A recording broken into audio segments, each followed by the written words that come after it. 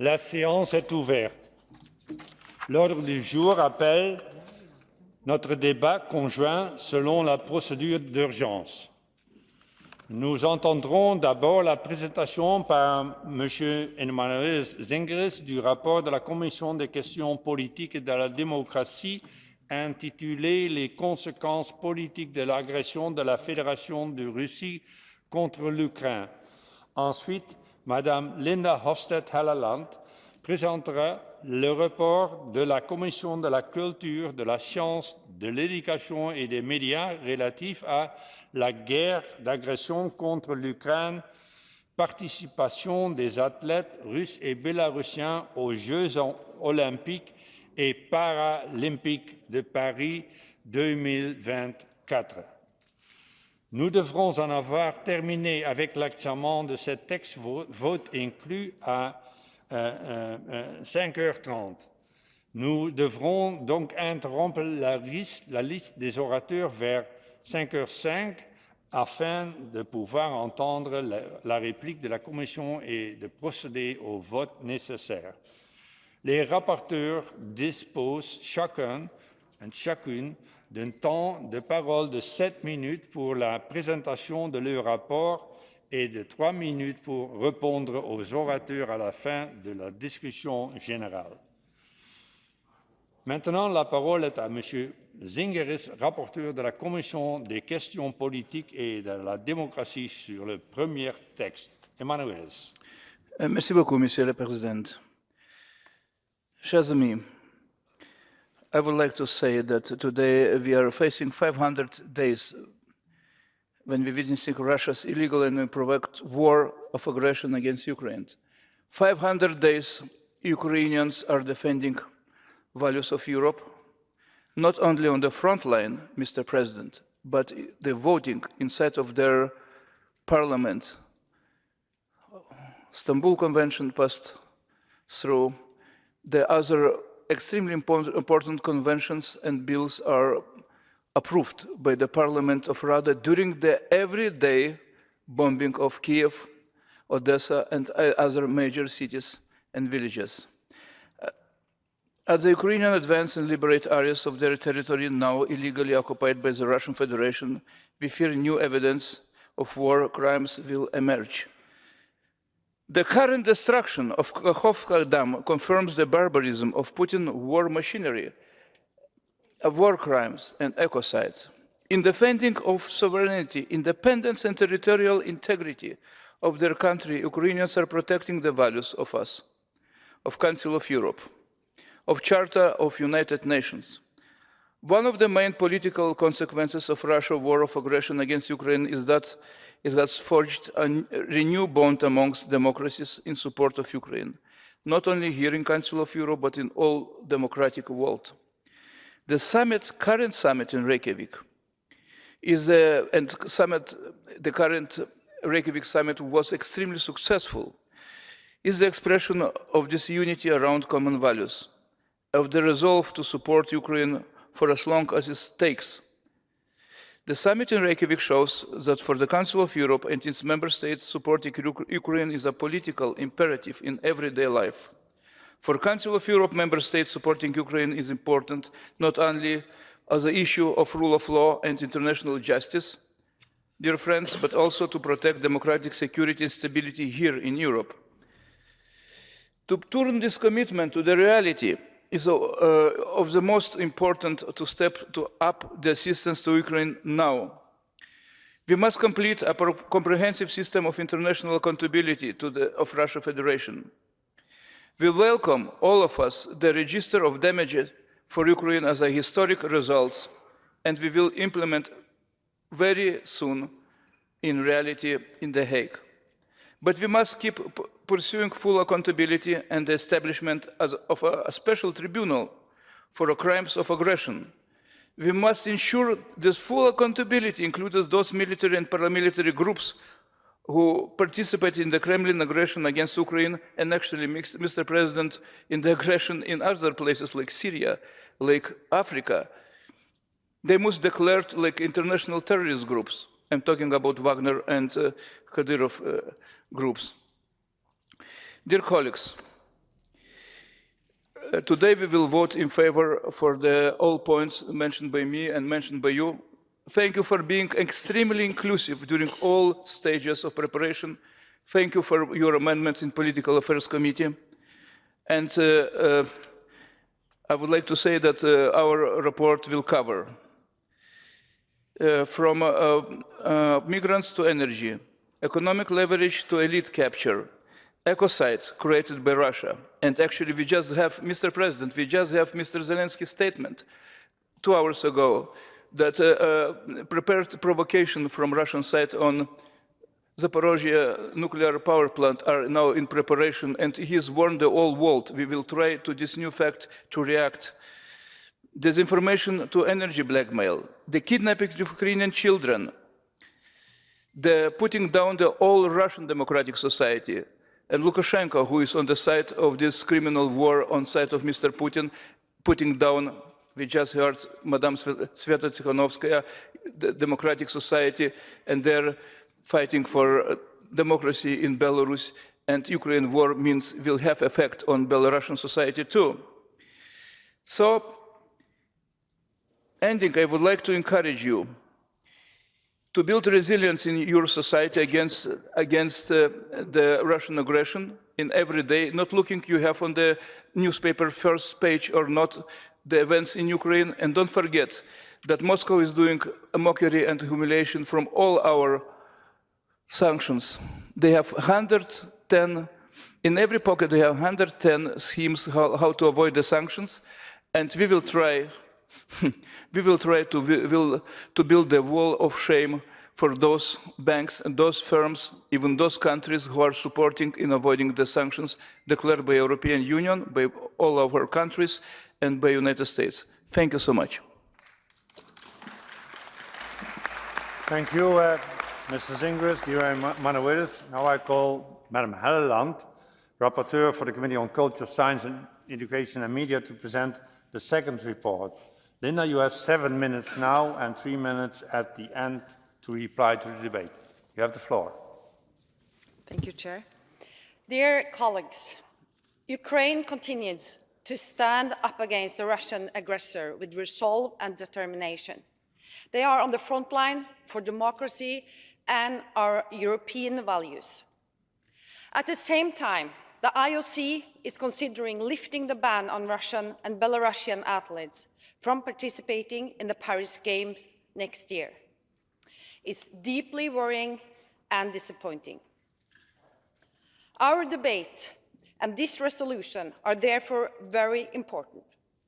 We are not just debating sport and participation in the Olympics, this call, but 16 months later, knowing that the war of aggression is still ongoing, knowing that the suffering of the Ukrainian people is worsening, the IOC is considering allowing Russian and Belarusian athletes to participate as neutral in the Paris Games. As a human rights organization, we must raise our voice against this. So why would the IOC change its position? It has been argued that the ban is, 1, a possible infringement of the fundamental rights of Russian and Belarusian athletes to participate, and 3, that it is inconsistent and self-centered in a turbulent world. Also, it has been argued that a call on the IOC from the Assembly to maintain the ban is in conflict with the autonomy of sport. As I have explained in my report, none of this is true. Firstly, a ban on Russia and Belarusian athletes from the Paris Games is not an infringement of athletes' rights to participate in sports. It is not a fundamental right to participate in the Olympics and international competition. Secondly, when the IOC decided to ban Russian and Belarusian athletes, they said it was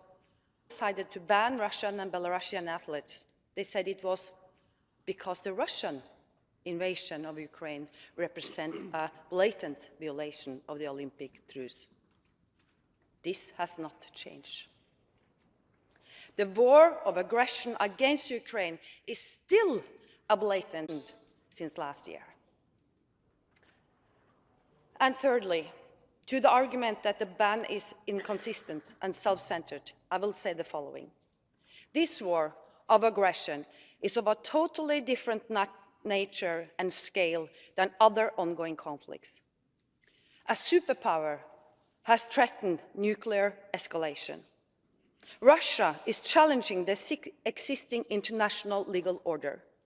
And lastly, regarding the issue of the autonomy of sports, it's not an issue. We are urging the IOC to make the right decision. And I must say, these are core principles of great value: peace, global stability, safeguarding the international legal order. Dear colleagues, we have the right to voice our opinion. We cannot silently endorse a decision to lift the ban when the destiny of Ukraine and the human rights of its people are at stake. Russian and Belarusian participation in the Paris Games is therefore unthinkable. Their participation would de facto prevent others from participating. Ukrainian athletes would not participate.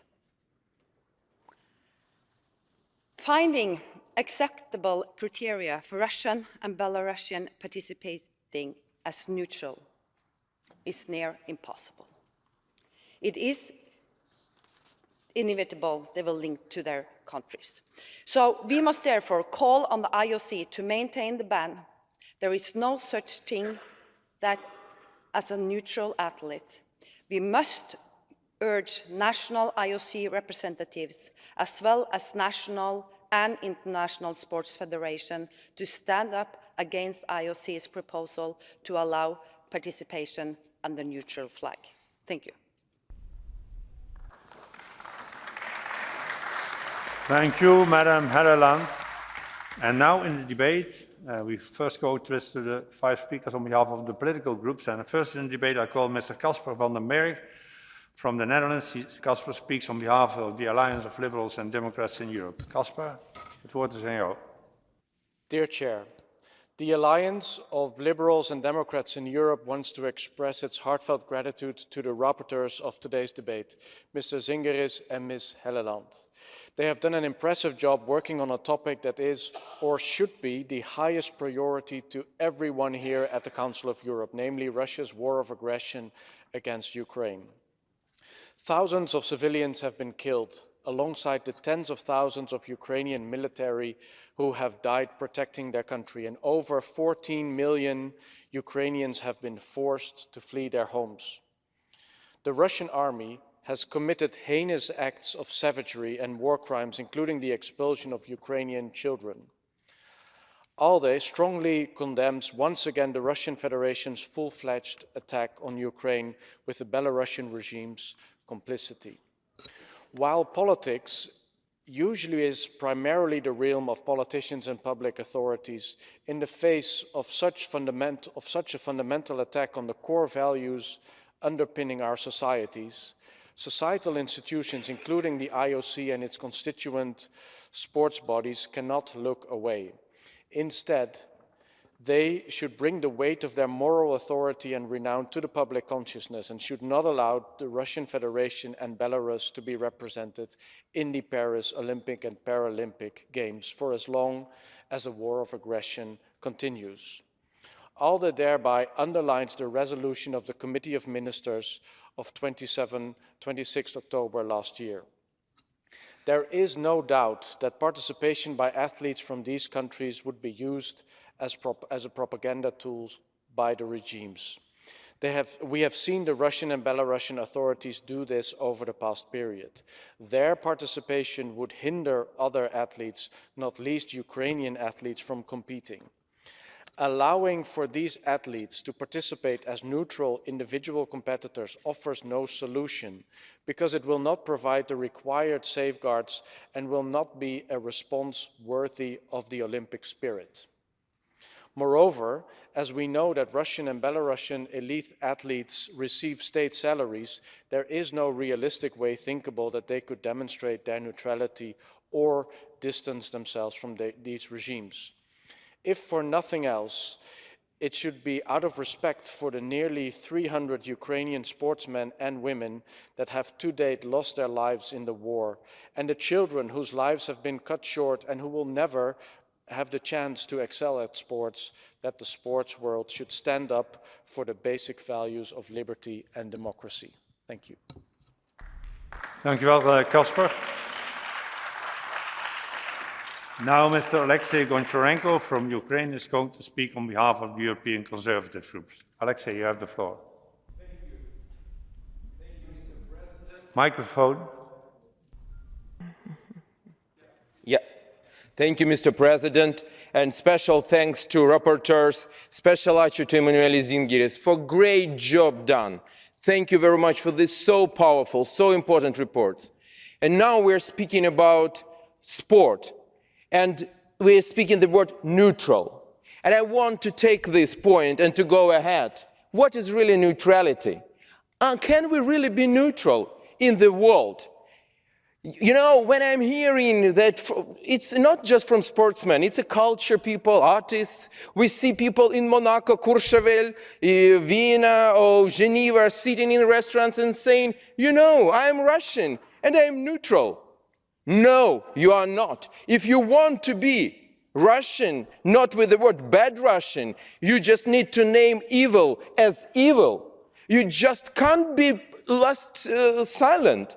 No, you just need to speak, you just need to talk. And in this case, you can't be just Russian. In other case, you are bad Russian because you have responsibility. In other case, you are bad Russian because you have responsibility for what your country is doing. Speaking Russian now, I'm speaking about Russian citizens. We are not Nazis like they are. We are not speaking about Russians as ethnic group, because there are Russians, ethnic Russians in Argentina. They have nothing to do with the Putin's Russia. We can be neutral. There are ethnic Russians in Ukraine, and they are good Russians because they're fighting for Ukraine, shoulder to shoulder with Ukrainians, Jewish people, Crimean Tatars and others, for our values, for our country. But if you are a citizen of Russia, no difference of what ethnicity, and you are silent, it means you support Putin. And when we're speaking about sport, Olympic Games is not just about whose muscles are bigger. No, it's about the spirit. And first of all, you should be human. And when you're human, you can't be silent when you see how Russian Federation, your country, is killing children, is destroying Kakhovka Dam, is destroying the planet completely, is blackmailing with the nukes the whole world. You just need to speak. In this case, if you are doing it publicly, you can be just Russian. But if you want to be good Russian, it's easy way to do. Who is good Russian? Vladimir Kara-Murza is good Russian because he is detained in prison because he fought against the war in Russia. Who is good Russian? Good Russians are those who are fighting in Russian Volunteer Corps today, in Belgorod Oblast of Russian Federation, to liberate Russia from Putin's regime. They are good Russian. It's not about Tchaikovsky, it's about those who are playing Tchaikovsky for tyrant and then try to say, you know, I am neutral. No, you are not. If you want to be good Russian, welcome to Ukraine, welcome to Russian Volunteer Corps. Do as what you can to stop the evil. In this case, you are really good Russian. All of else is just hypocrisy, and we need to stop it and prevent it spreading in our societies. Evil should be named as evil. Thank you very much. Thank you, Alexei. Next in the debate, I call Mr. George Katrougalis from Greece. He speaks on behalf of the Unified European Left. George. Thank you, Tini. Dear colleagues, our group is not unanimous on the issue of the athletes. Some of us are following the opinion of the rapporteur. Some more have a different opinion. Take note that I am not speaking about a majority. We didn't put that on vote because we did not want it to be a divisive issue diverting us from the support to the values of this organization and the support to Ukraine. But this is exactly my point. The discussion of this report is very divisive, not among us, not just between PACE and the IOC. It brings an important breach, a schism, within the bloc that it supports Ukraine. The recent G7 statement is the following, I quote, "We are focused on ensuring that Russian and Belarusian athletes are in no way appearing as representatives of their states." President Macron, the host of the next Olympic Games, have said, I quote, "Sport should not be politicized. These major events are meant to allow athletes from all countries, sometimes including countries at war, to bring sport to life." More importantly than all, we are now in confrontation with the United Nations. Both the special rapporteurs of United Nations on the issue of cultural rights and on racism have said clearly that they consider that a blanket ban on Russian and Belarusian athletes would be discriminatory, a flagrant violation of human rights, and would raise, I quote, "serious issues of non-discrimination." Not it is factually correct what the rapporteur has said, that IOC has lifted the ban on Russia and Belarus. Russia and Belarus, as states, are continued to be banned. Russian teams or Belarusian teams are not going to be present in the Olympics. We are not going to see a hockey Russian team or a Russian basketball team. Individual athletes who are supporting the war are also excluded.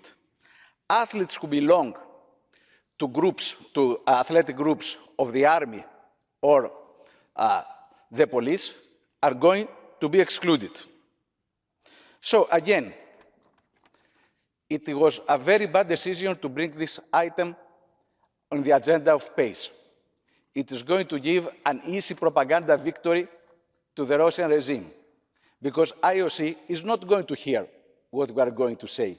Already President Bach of the IOC has lamented, I quote, "Unfortunately, a few countries, in particular European ones, are going beyond this very strict IOC recommendation." It is a mistake, dear colleagues, that we should definitely avoid for the future. Thank you, George. Next in the debate, I call Madam Agnes-Sirka Prammer from Austria, and Agnes speaks on behalf of the group of Socialists, Democrats and Greens. Agnes? Thank you, Mr. President. It has now been almost 18 months that the Russian regime started its large-scale invasion on Ukraine.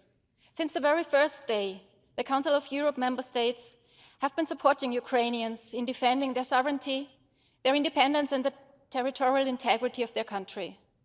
Because by doing so, they are at the same time defending the basic principles and values of the Council of Europe.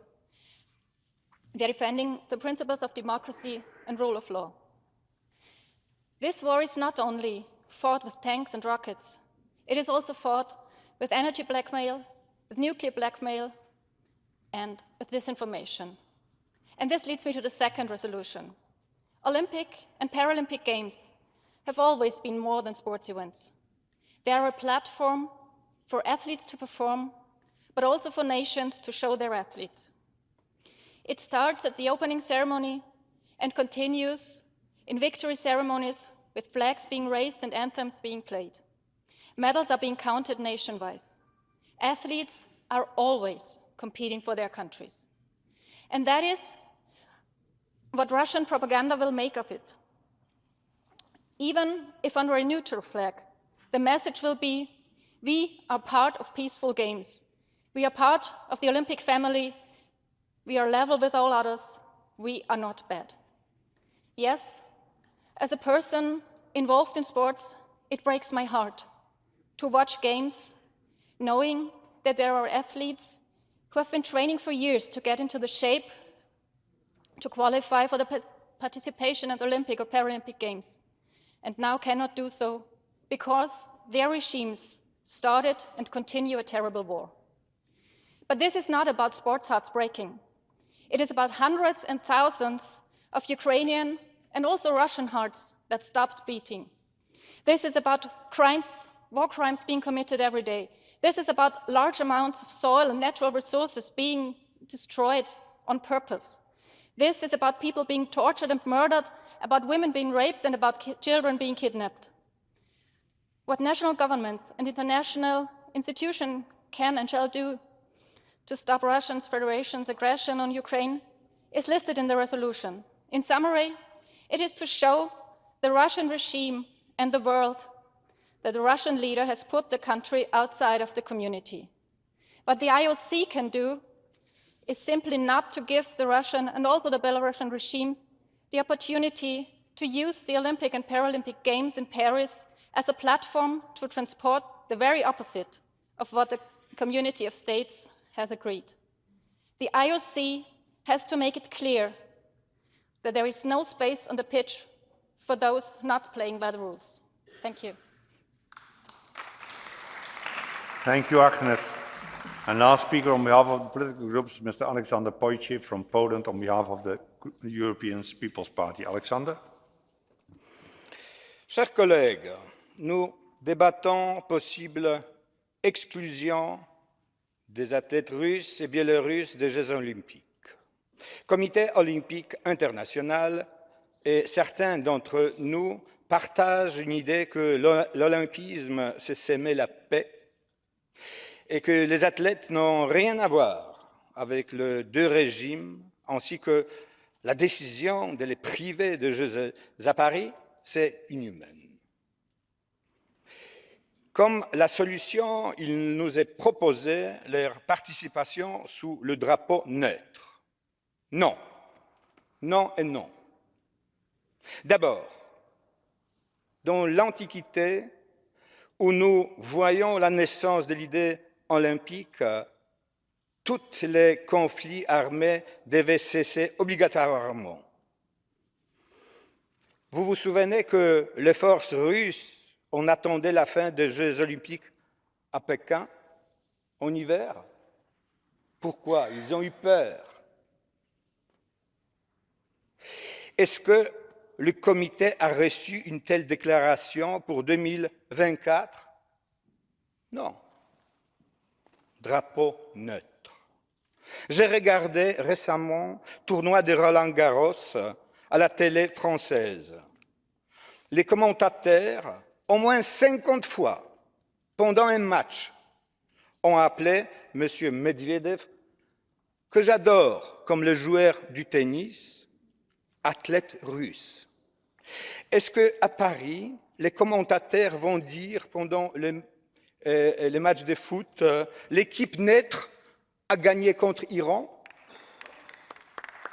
Non. Alors, cette neutralité, elle est où? On dit les athlètes, ils ont tellement travaillé.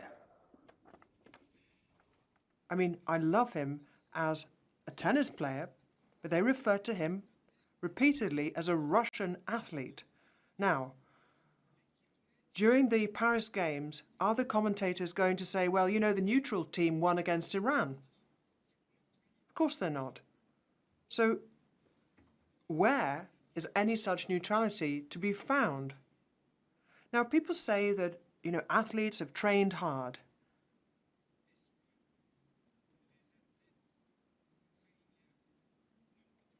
What about the Ukrainian athletes? Haven't they been training? I mean, what about the conditions they have had to train in? They haven't had those same possibilities. So where is neutrality there? And then there are people who say that these athletes have nothing to do with the regime, whereas in actual fact, they are in it up to their ears, and our colleagues have already explained to us why that is the case. Now, I wonder whether in 1940, before all the atrocities in Poland,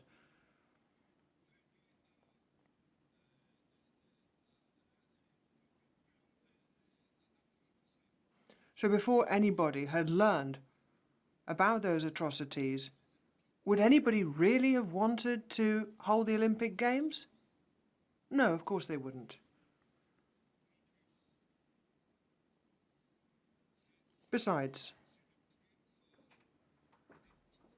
I must emphasize that this is the strongest, most powerful of all the sanctions that we can imagine. Now, Emmanuel Zingeris has talked about the Russian war of aggression against Ukraine, and part and parcel of that is disinformation being waged by pro-Russian forces in those countries which are most heavily invested in helping Ukraine.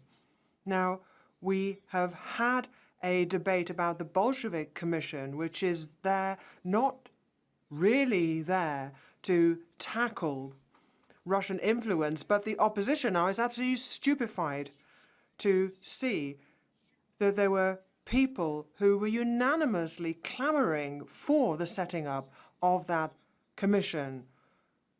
What I would do is advise you to read the text of the law that I will send it to you, and you should apply it at home first of all. Thank you, Alexander. Next speaker is Piero Fassino from Italy. Piero. Thanks. I will speak Italian, the Channel 4. Signor Presidente, President, the war, as we all know, is continuing, and as is the suffering, the destruction, the victims. And there have been appeals to launch peace negotiations to silence the arms, but these initiatives are many: the Vatican, African President Lula, China, and so many others. But these efforts to try and find a peaceful solution are undermined, rendered vain by the choices of Putin to annex territories in Donbass and the Crimea. I think there's a difference between militarily occupying a territory and annexing that territory. In occupying a territory, you can always withdraw on the basis of an agreement, but if you annex a territory, you can't withdraw. You don't withdraw, because if you annex a territory, you say, it's mine, I'm not going to give it back. So to all those who call for negotiations, I would say beware, because there is no object of any negotiation or subject of negotiations, because Putin has annexed territories that he has no intention of giving back. Ukraine, quite legitimately, is stating that those territories are part of a sovereign Ukraine. So I believe we need to realize that, and realize that it's only Russian withdrawal from the annexed territories that can create conditions for peace. That, I think, is inevitable. Yesterday, the Secretary of State in the Vatican, Parolin, who is very busy at the present time with the Vatican Peace Initiative, has said that for the time being he sees no prospect of peace negotiations and for the arms falling silent. I think it's important that he said that. So I think we need to support Ukraine in every way possibly and continue to bring pressure to bear. And I want to talk about that pressure alongside sanctions. We need to avoid sports being a sort of a shop front, as it were, or a sort of tribune from for Putin, putting forward strong teams in every discipline. I mean, Russia is always amongst the first third in terms of the number of medals awarded during Olympic Games, and it means that this time too, I think Russia will try and put to the fore its own strength in the sports movement.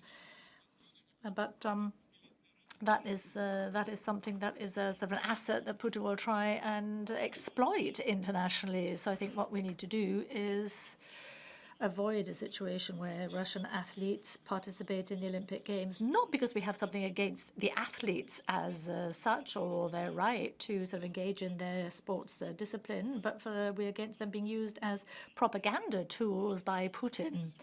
And to conclude, one very last consideration.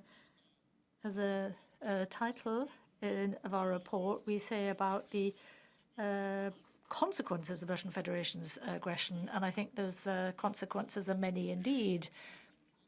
We're seeing this divide between the West and the rest increasingly. I think we need to make it clear that the Russian-Ukrainian war isn't an issue that only concerns Europe or relations between Europe and Russia. I think we need to think of the consequences in the Mediterranean, where Russia is very present indeed. Because of historic ties with Egypt, Algeria, Syria, Sahel. We see the Wagner Group, and in the Mediterranean, Russia has the biggest fleet that it has ever had all stationed in the Mediterranean. So I think we need to take all that into account and continue to support Ukraine. That is essential for Ukraine, but it's essential too for international peace and stability. Piero. Next in the debate, I call Mr. Reinhold Lopatka from Austria. Reinhold, you have the floor. Dear President, dear colleagues, of course, we all fully support Ukraine in the war against Russia. But on the other hand, I also fully support the point of view that we have to respect the autonomy of sporting organizations. And I'm a strong defender of sports' right to make its own choices without government interference. If governments or parliamentary forums try to decide which athletes can take part in which competitions, would mean for me the end of world sport as we know it today. Sport is very important as an independent bridge builder, and we should respect and we should accept the independence of sport. The Olympic Charter clearly states that the goal of Olympism is to place sport at the service of the harmonious development of humankind, with a view to promoting a peaceful society concerned with the preservation of human dignity. The Russian war of aggression is an indisputable crime against humanity, of course. The responsible perpetrators of these crimes shall be brought to justice. But does young sportsmen have influence on the decisions in Russia?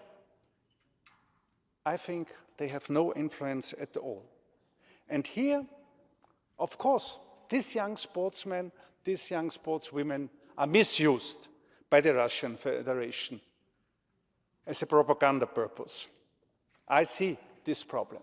But on the other hand, I think we have to respect that the world sports associations, they have to make their decisions.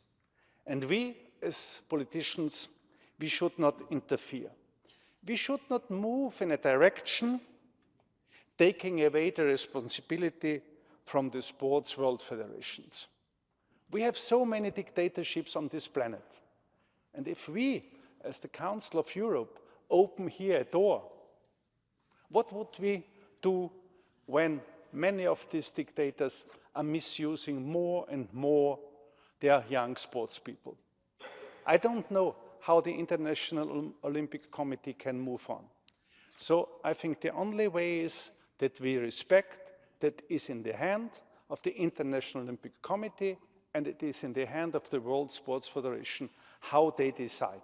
I respect this.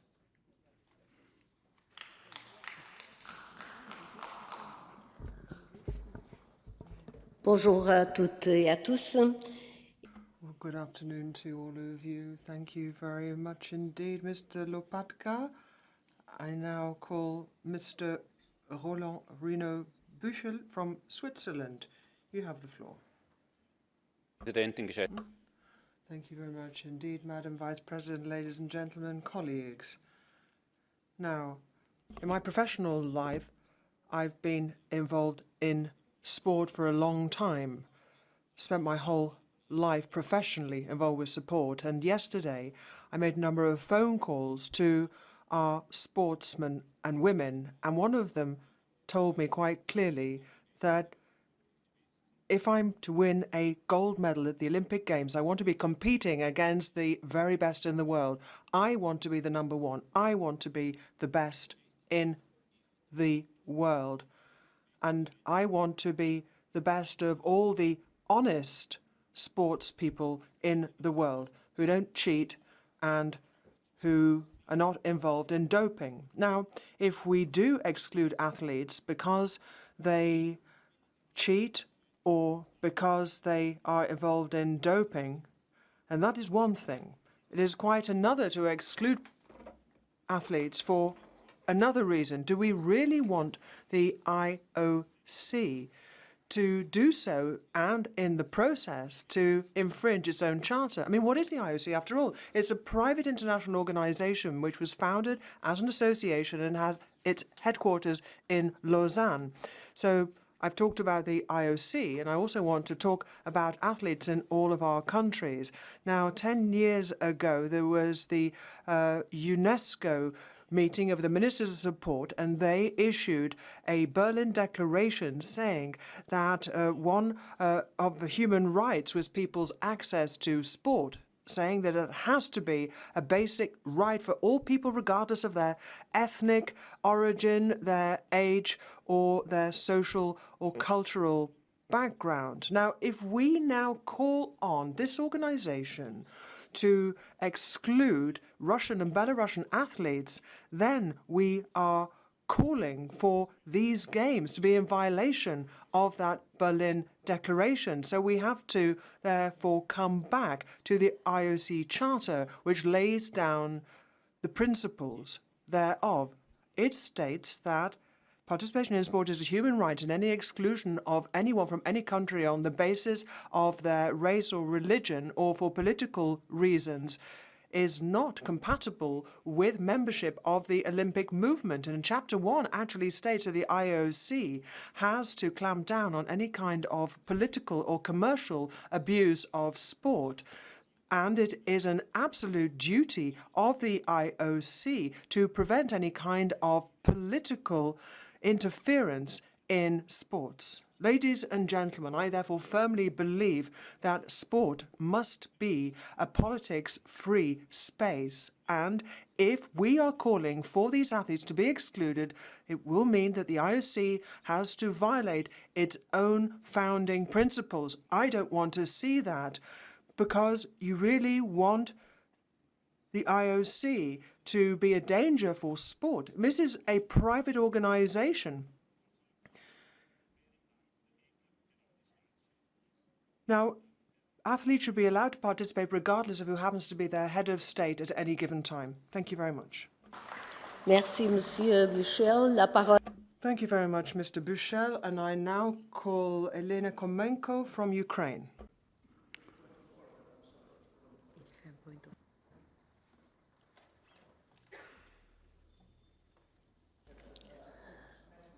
Désolée, Madame. I do apologize, Ms. Komenko. Mr. Zingeris has asked to make a point of order. Thank you, dear friends and colleagues. Don't forget, we have today a discussion about two extremely important reports. Please, if you have joined our joint presentation by two committees, please speak about two reports. That's my comment to you, please. Thank you. Merci, Monsieur. Thank you, Mr. Zingeris. It's not really a point of order.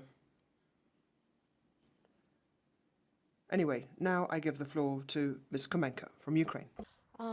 Dear colleagues, let me congratulate both rapporteurs on their excellent reports. We are living through a watershed era, and the world will never be the same after February 21st, 2022. Russia attempts to reshape the current international order, driven by their imperial vision. The democratic world played an abuser's card.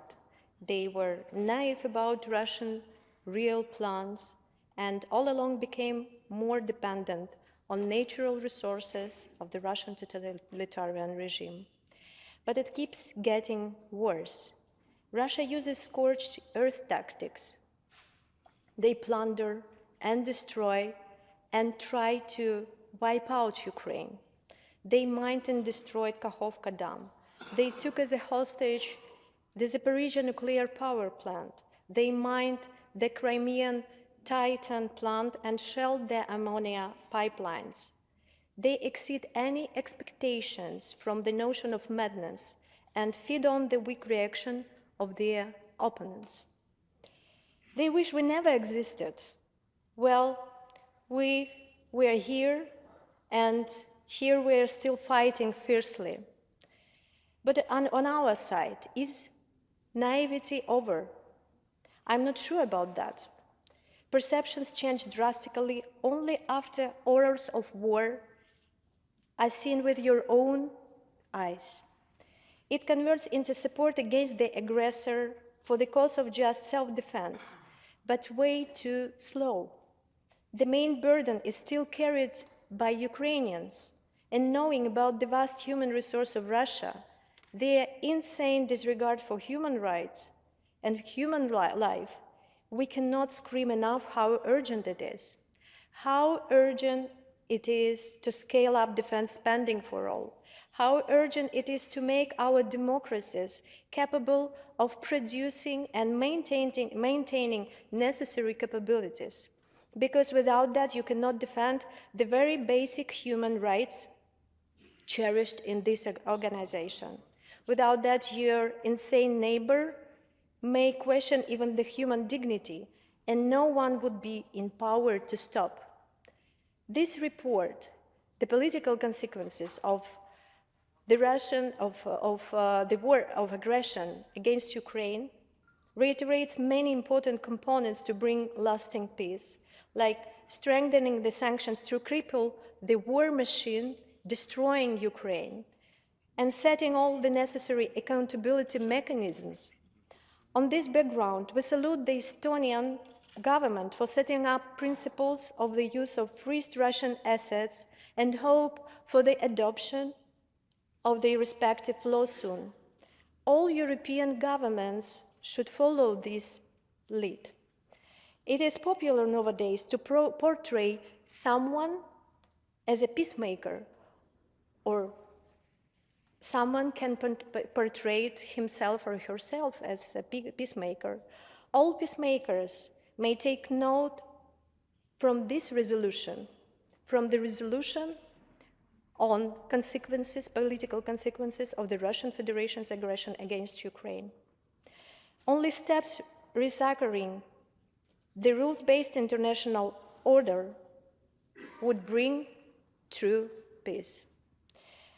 And we are all eager and acting to see that day. Thank you, dear colleagues. Merci, Madame Komenko. Thank you very much, Ms. Komenko. I now call Mr. Maxim Vucinic from Montenegro. Il n'est pas là. Who is apparently not in the chamber. I therefore call Bernard Fournier from France. Madame la Présidente, mes Madam President, colleagues, Russia's war of aggression against Ukraine has led us to reaffirm our values during the Reykjavik summit of the 16th and 17th of May this year. It was during the summit that it was decided that the support for Ukraine was to be a political imperative for the Council of Europe and its member states. That support is all the more necessary in that the future of our democratic values and the stability of our continent will depend upon the upshot of this war. If Ukraine cannot force Russia to withdraw, to retreat, then Russia tomorrow will attack Moldova and Georgia, already the targets of attempts at political destabilization. The Russian Federation is already fomenting anti-government demonstrations in Moldova and is also conducting vast disinformation campaigns online against the government and also cyber attacks. The situation in the Georgian regions of Abkhazia and South Ossetia, the situation has worsened there once again, with ever greater pressure being exercised on those two regions with a view to integrating those two regions within the Russian Federation. And finally, a Russian victory would mean a political status quo in Belarus for many years to come. It's essential, therefore, that we continue to rally around the values of this organization while supporting Ukraine's right to defend itself. The EU, the United States, and the United Kingdom are providing military assistance to Ukraine by supplying advanced weaponry, which is indispensable for Ukraine to be able to conduct its counteroffensive. I'd just like to underscore the importance of the effort that represents for these countries, both in financial, industrial, and logistical terms, but it's a reminder that defending our values has a cost. At the same time, the crimes being committed by the Russian Federation continue to be documented and registered. That work is indispensable if we're to bring to book those responsible for the crimes committed during this war of aggression. A register of the damages caused through the war was established during the Reykjavik summit. It's a first step towards an international compensation mechanism for victims of Russian aggression. A number of bodies are working to establish responsibilities in various fields, but our assembly must continue to plead in favor of bringing those responsible for Russian war crimes to book, including at the highest level of the state. The full force of the law must be felt, and they have to be accountable for their crimes. I welcome the support for Ukraine, generally unanimous support amongst member states of the Council of Europe, but I regret that it's not the case worldwide, and I think we need to wonder about the reasons for the support or this benevolent neutrality vis-à-vis Russia voiced within the UN Security Council, given what's at stake in terms of the spread of our values. Thank you. Merci, monsieur. Thank you, Mr. Fournier. I now call Lisa Lee Pakosta from Estonia. Thank you. Dear colleagues, let me begin with a memory from my childhood in Estonia, its capital city Tallinn, occupied by Soviet Russia. In 1980, Tallinn was the venue for the sailing regatta of the Olympic Games held then in Moscow. Children remember this event very well because for the few days it was possible to buy chewing gum and bananas, which nowadays would be hard to believe that even these were not available under occupation. In fact, Olympics was designed wholly as a propaganda event by Soviet Russia. Even kids understood that. In order to oppose the Russian invasion to Afghanistan, democratic countries boycotted the Olympic Games in my home city. But even as a child, I was very proud of all the countries who boycotted Russia, because this was the only right thing to do. Dear friends, we can do it right today as well. It is absolutely clear that if we want to follow the Olympic principles, the Russian and Belarusian athletes and officials must be banned from international sport, including the Olympic Games. The Ukrainian fight for freedom is our fight. The murdered Ukrainian children are our children. This should not be forgotten or overlooked. We know well how Russia continues to use sport for propaganda purposes. Many Russian athletes have publicly expressed their support to the war. Russian sport authorities use sports washing in their internal propaganda. It was just a few days ago when the president of Russian Wrestling Federation, Mikhail Mamiashvili, expressed his readiness to drive the Russian team to the Paris Olympics on tanks. We have to tell him, you are not welcomed. Please stay home with your tanks. I thank the rapporteurs Emanuel Zingeris and Linda Hofstadt-Elleland for their reports. This assembly shall be clear in our messages. We express our full solidarity and support with the Ukrainian people. We support the ban of Russian and Belarusian athletes and officials from international sport, including the Olympic Games, and we urge the national IOC representatives and national and international sports federations to express their opposition to the IOC's proposal to allow Russian and Belarusian athletes to participate in the upcoming Paris Olympic and Paralympic Games. Therefore, the report and the draft resolutions have my full support. Thank you. Merci, Madame Pakosta. Thank you very much, Madam. I now call Sibyl Arslan from Switzerland. Besten Dank, Frau Vorsitzende. Thank you very much, Madam President. Dear colleagues, I would like to start by expressing my gratitude to both rapporteurs.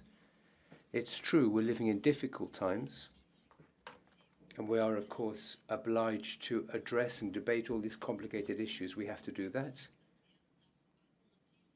because it takes time to find solutions, alternatives. And when it comes to dealing with authoritarian leaders, the Russian attack on Ukraine isn't just an attack on Ukraine, it's an attack on all of us, on our values, on upcoming generations, the environmental damage caused by this war. All of that will be to the cost of upcoming generations. As a result, all the perpetrators for this war, as we agreed in Reykjavik, must be held to account in front of a special international court. And this, once again, is our duty in the light of our responsibility to future generations. Clearly, one very important issue is the Wagner Group. The fact that these troops, armed to the teeth, with all the military hardware, should also be subject to prosecution. It's easy to call for peace during times of peace, but at times of war, it's extremely difficult, but nevertheless extremely important that we do find roads to peace. I would like to speak briefly now on the proposals, and in particular the question as to whether these athletes should be allowed to participate in the Olympics or not. My colleague from Switzerland, Roland Buchel, pointed out sport is something which creates links between people and should be a space of freedom.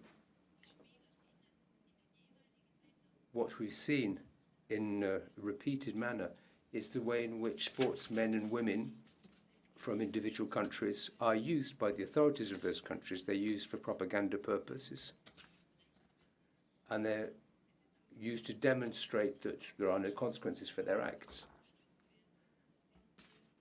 And what we shouldn't forget is that very often these sportsmen and women are often supported by the state, provided they continue to support the government.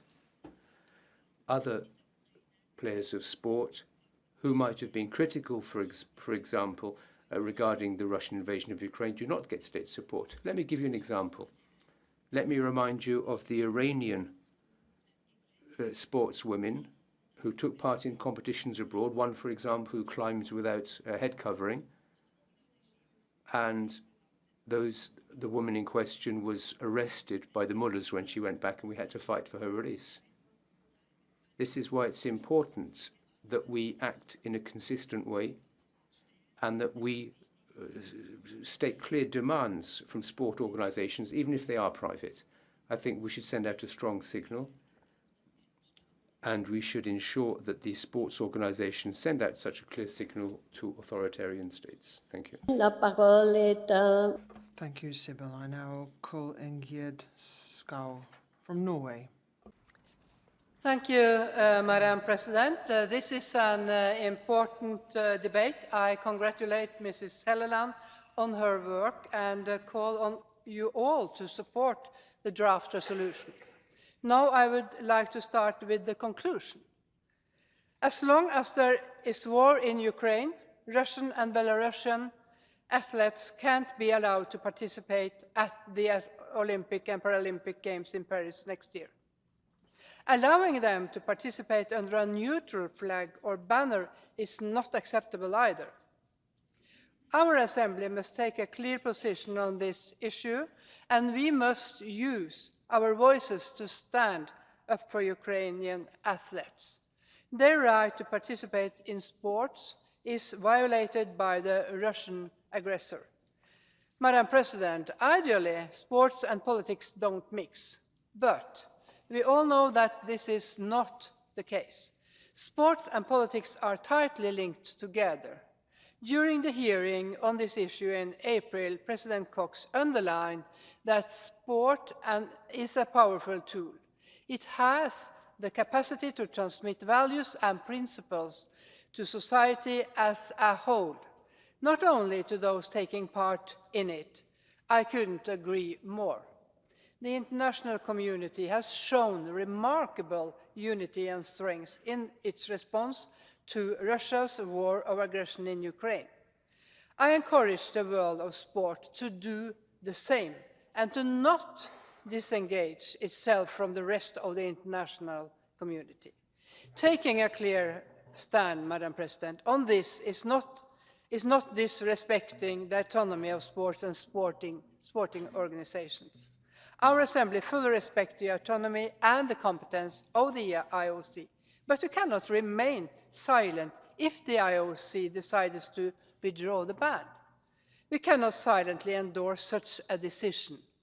As Mrs. Helleland states in her report, there are core principles of greater importance than the autonomy of sport. What is at stake here is the preservation of peace, global stability, the safeguarding of the international legal order, the destiny of a country, and the human rights of the Ukrainian people. We all have an obligation to uphold them. Madam President and colleagues, in addition to supporting Mrs. Helleland's report, I encourage you to reach out to your national IOC representatives and national sports federations. Urge them to express their opposition to the IOC's proposal to allow Russian and Belarusian athletes to take part in the upcoming Paris Olympics. It's the right time to do so, Madam President. Thank you.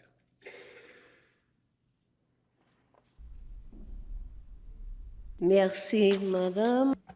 Thank you, Madam. The next speaker is Mr. André Gattelin for France. He'll be the last speaker in this debate. Mes chers collègues. Thank you very much indeed, Madam President, dear colleagues. First of all, I should like to congratulate both of our rapporteurs most warmly, Emmanuel Zingeris and Ms. Helleland. They have produced high-quality reports, and then, of course, we have amendments which have been tabled by our Ukrainian colleagues, and which we shall, of course, discuss in due course. Now, Ms. Zingeris invited us to deal with both subjects, and they are, of course, inextricably linked. Now, the question really is that in the light of all the crimes against humanity that are already being committed by Russia, whether Russia should be banished from the family of nations. And one of the ways in which we do that is to preclude their participation in the Olympic Games. Now, you know, before they can be banned from the international community, they will have to be put in the dock and account for their crimes. That is what this is all about. Now, another link between the two is the fact that the Russians are already the world record holders, gold medalists, when it comes to violating humanitarian law, the law of war, and international law. So we should therefore ban their athletes from taking part in the Olympic Games, particularly.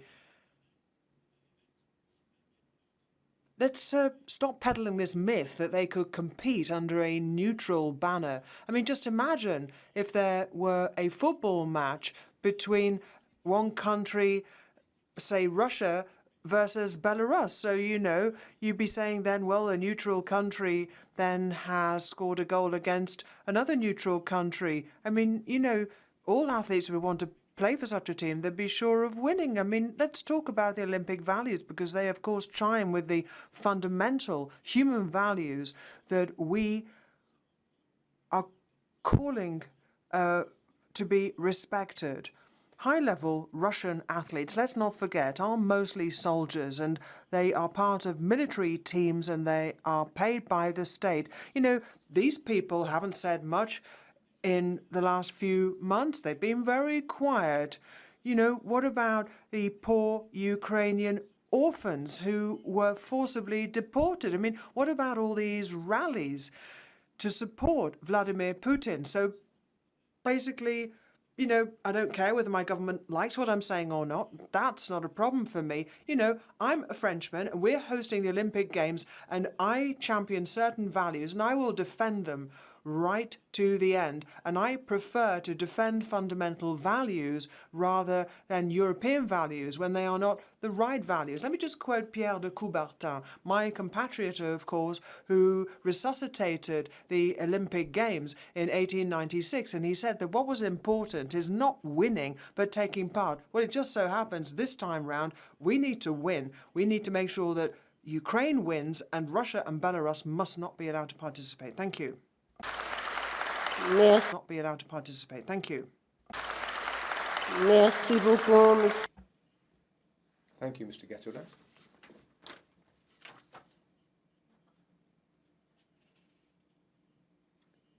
So for the next round of speakers, a certain number of speakers were unable to speak during this debate.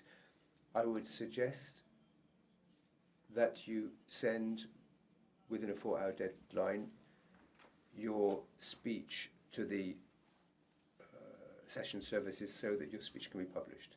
This speech should not be longer than 400 words and it must be sent in electronically. I would call now on the representative of the committee, Mr. Zingeris, to respond to what's been said. You have 3 minutes, Mr. Zingeris. Shazmi, dear friends and colleagues, I'm here from 93, just a bit celebrated, and thank you for the participation, 30 years of Lithuanian membership in Council of Europe, Estonian membership of Council of Europe, and Slovenian membership of Council of Europe. I remember the entry of Russia in 1996. Among obligations was to withdraw the Russian 14th Army from Moldova, to pay compensations for the Baltic deported to Siberia and to Gulag people, and many others. Most of those conditions were not implemented, even in the time of democratic Russia. Chechen war started, Russia war against Chechnya, and after that started all atrocities against Georgia, against Ukraine, and we have now the war against Europe.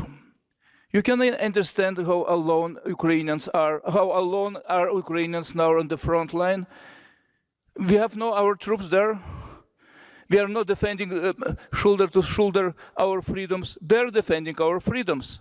They're voting for our values. So that is the reason when in my report I have absolutely clear included Wagner Group of a terrorist organization, Kadyrov Group like a terrorist one, and asking international governments to impose red notice for Interpol against every member of those two criminal huge entities. From other point of view, we have mockery of avoidance of circumvenance of the sanctions. We will create a wall of shame under our register and ad hoc task force to understand which banks and which companies are benefiting from the war and from the blood of Ukrainians. And certainly we'll be going to, finally going to establish international tribunal, special tribunal against war crimes and against Russian aggression of Ukraine. From that reason, I would like to ask you to be together, united, and vote in favor for the report and all amendments in my report, and probably supporting the report of my neighbor. Thank you. Merci, Monsieur. Thank you, Mr. Zingeris.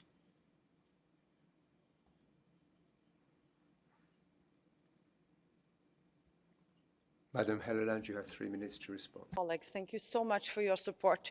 Our voices are clear. Russian and Belarusian athletes have no place at the Olympic and Paralympic Games in Paris next year. By lifting the ban on Russia and Belarusian athletes, the IOC becomes a tool for the Russian propaganda machinery. As Ms. Costa said, just a few days ago, the president of the Russian Wrestling Federation made an appalling declaration. Russian athletes should go to Paris in tanks if they are not allowed to compete under the Russian flag. This is what I'm talking about. This is propaganda. Many athletes have been used in propaganda to support the ongoing war. And this week, dear colleagues, I received this letter from the global athletes. More than 600 athletes have signed a letter to the IOC president. They are calling for a ban. We must support the athletes. All major organizations and institutions acting in the public and private sphere must stand up and bring the weight of their moral authority and renown to the public consciousness for a deep global impact. This includes the sporting world with its immense economic, social, and political leverage. Today, dear colleagues, proclaiming the Olympic values, Thomas Bach made a speech where he criticized the Ukrainian government. His so-called athlete-centered, value-based approach is simply an excuse to not take a strong stand against the ongoing war. The world of sports, which we love so much, cannot end up on the wrong side of history. And with their action to the IOC is undermining sports and the values of the Olympic movement.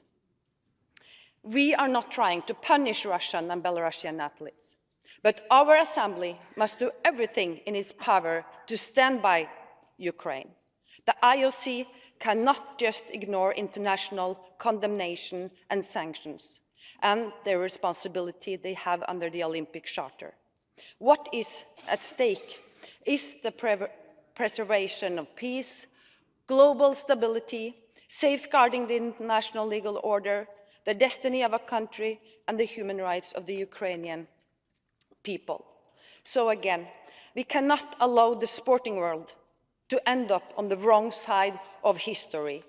Let's use our voice as the Parliamentary Assembly of the Council of Europe, representing 46 European countries. Let's then unite and vote in favor of this resolution. Thank you. Merci, Madame Helleland. Thank you, Madam Helleland.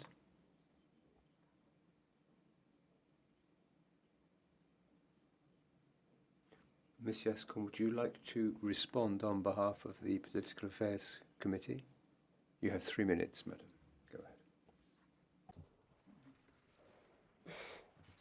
ahead. Dear colleagues, I think it's very special that we have these two reports together. On behalf of our political committee, we are focusing on democracy, but our other committees, our colleagues, are talking about something very concrete that results from the absence of democracy and democratic governance by one aggressor who started the war. And on behalf of the committee, we welcome the report prepared by Emanuele Zingeris because we believe that this is the key priority of our organization now, that goes along together with the priorities that we discussed at Reykjavik summit and yesterday. What does it mean? It means that we need to make sure that democracies really work and they are protected. And this report sets the roadmap, the steps to the roadmap on what tools and what things we must do to make sure that democracy is protected. What I mean by that? With the Russian aggression, we see how much of the areas are affected in our democracies, not only in Ukraine, but also in your member states. Energy security, environment, food security, financial security, everything is affected. And we absolutely welcome that recommendations that are in the report regarding Ukraine, that sets the clear mechanism on creating on the register of the compensation of the damage, that sets an important, very important note on sanctions and what policies should be created that will serve as international guidelines now for the member states. Also, the report sets the clear recommendation on having verification and a tracking system of sanctions, goods and other things that shouldn't be entering the global markets.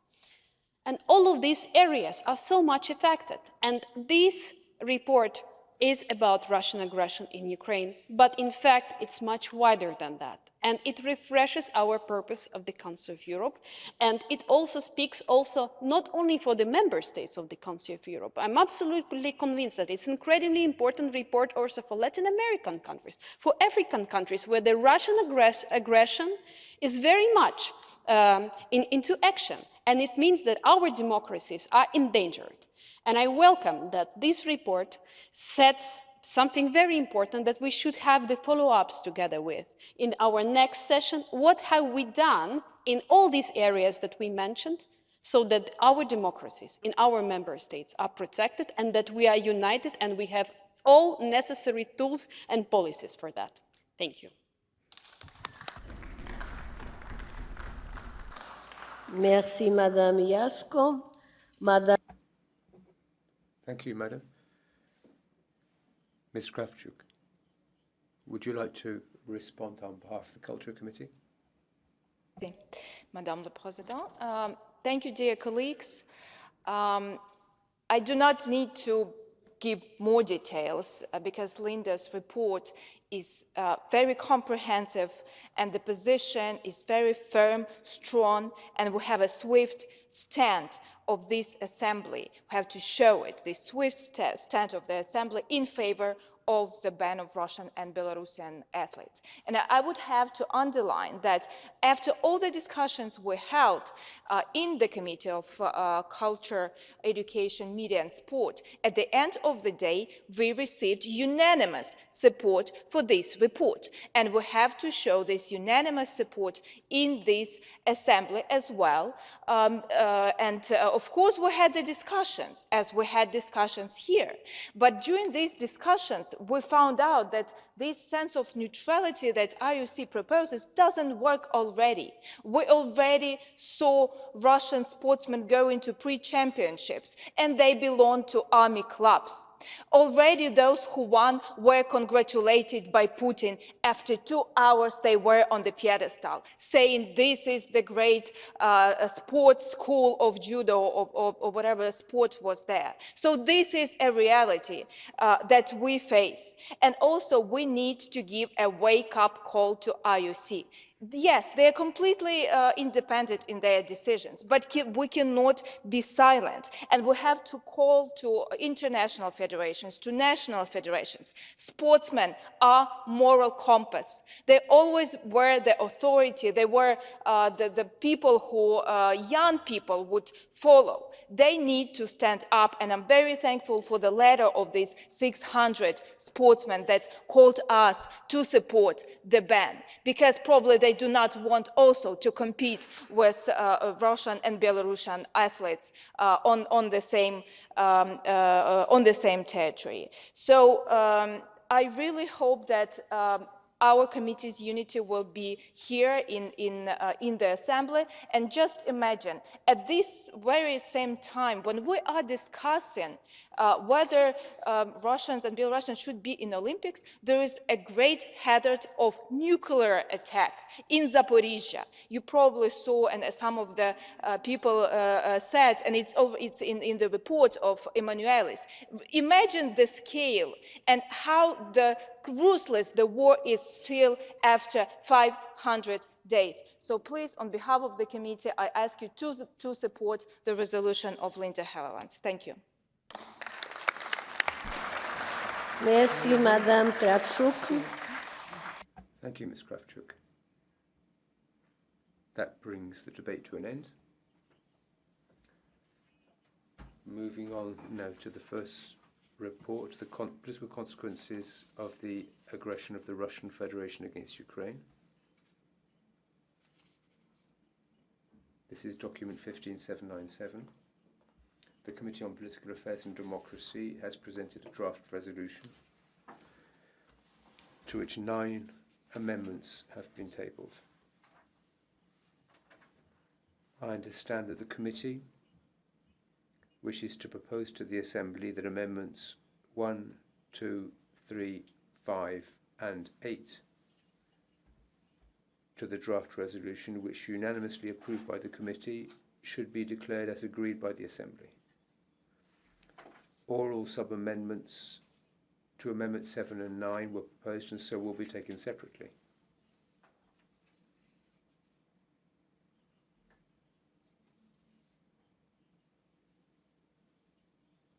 Is that correct, Ms. Yasko?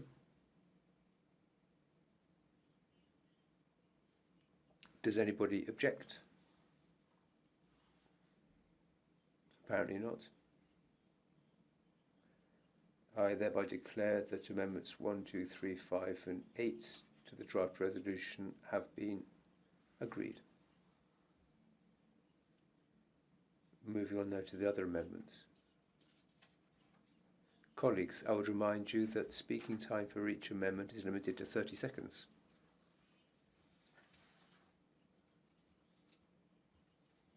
The chairman of the Political Affairs Committee has informed me that Amendment 6 was rejected by the committee with a 2/3 majority of votes cast. Is that the case, Ms. Jesko?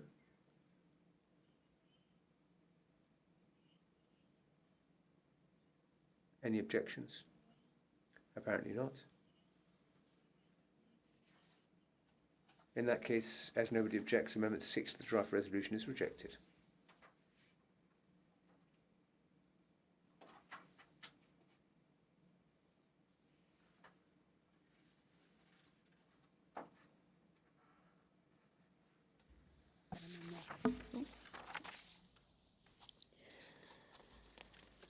La présidence a été saisie par... Mr. Gosharenko has called on us to support Amendment 1. This would involve adding the following sentence: the Assembly expresses its severe concern regarding the fact that the Federation of Russia has planned a deliberate attack or deliberate accident in the Zaporizhzhia nuclear power plant. As President Zelensky said on the 22nd of June, this would lead to an escalation in the conflict and radiation leaks with devastating consequences for Europe. By pursuant to Rule 34(7) of the rules, the President can, as an exceptional measure, declare this amendment or oral amendment to be admissible, provided it is based on new facts or paves the way to conciliation. I consider this oral amendment is admissible in line with the criteria of the rules. However, we cannot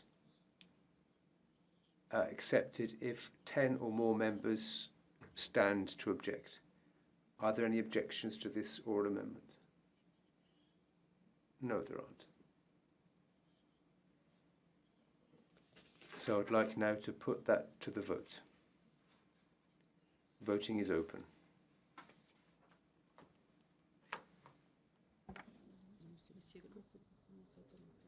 No?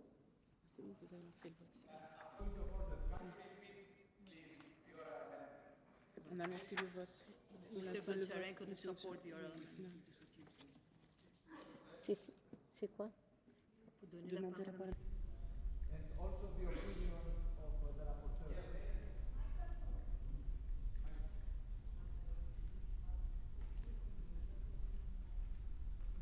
Pour soutenir l'amendement. Okay. La parole est à Monsieur Goncharenko. I call Mr. Goncharenko to support the oral sub-amendment. Dear colleagues, it's very important. The fact is that after the committee already made decision on amendments, there was an urgent event happened. The President of Ukraine, Zelensky, announced today about the facts of Russia preparing a terroristic attack and explosion on the Zaporizhzhia nuclear power plant, which is the biggest nuclear power plant in Europe, the third biggest in the world. That's an extremely dangerous situation, and we can't ignore it, especially when we are working on the consequences of this awful aggression. So that's why I propose this oral amendment, and I'm very thankful to Madam President that she supported it, that it could be now decided by our respected assembly to support it or not. So now on the question of Mr. Katrougalas, I just want to repeat exactly how we propose, what is my proposition of oral amendment. At the end of paragraph 10, add the following sentence. The Assembly expresses its gravest concern that the Russian Federation may be planning to carry out a deliberate attack on or cause a deliberate accident at the Zaporizhzhia nuclear power plant, as mentioned by President Zelensky on 22nd of June. This would risk provoking an escalation in the war and lead to a radiation leak with devastating consequences for Europe. So that is the exact wording, and I ask everybody to support it. We need to react on such threats. Thank you. Merci, Monsieur Goncharenko. Thank you, Mr. Goncharenko. Does anybody wish to speak against the oral amendment? That doesn't appear to be the case. What is the opinion of the committee? I'm extremely in favor, especially to the fact that it was new evidence. And looking to our internal rules, if we have new evidences, we can vote in favor. We can have voting for that. So I'm in favor. Thank you. Merci, Monsieur Zingeris. Thank you, Mr. Zingeris. We will now proceed to vote on the oral amendment. The vote is open.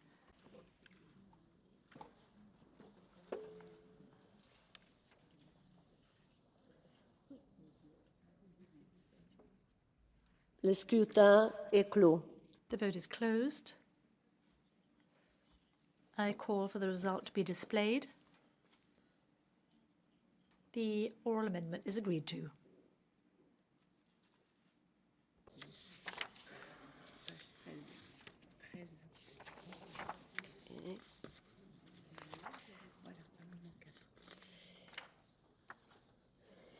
La parole est à Monsieur Goncharenko. I call Mr. Goncharenko to support Amendment 4. Thank you very much. I think this is extremely important amendment because it's speaking about nations colonized by Russia in North Caucasus, in other Chechens, Cherkessians, Ossetians, Tatari, Buryati, Kalmyki. Russia is the last colonial empire in Europe, and on our eyes, they are destroying the human rights of these people. In reality, they are doing genocide of these people, sending them to die to Ukraine, to kill Ukrainians and to die themselves. So we need to speak about this. And my amendment was not supported by the committee, just by several votes. And the rapporteur is in favor. So I want to ask all of you to support this amendment, saying that our assembly should support the rights of the colonized ethnic minorities in Russian Federation. We should do this. We should not put a blind eye on what Russia is doing with these nations. Thank you. Merci, Monsieur Goncharenko. Thank you, Mr. Goncharenko. Does anybody wish to speak against the amendment?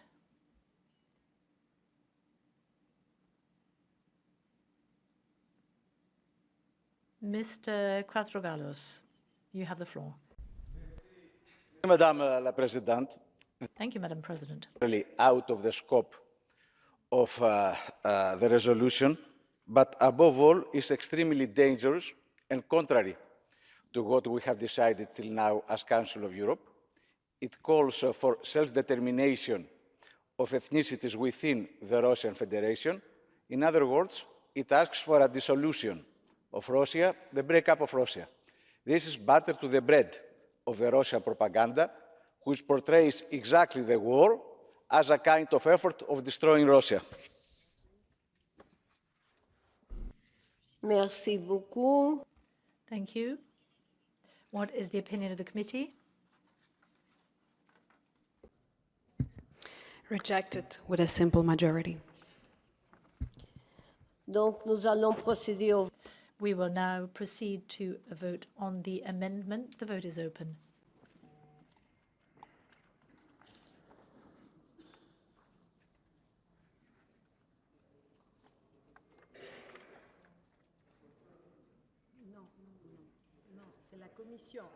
C'est la commission.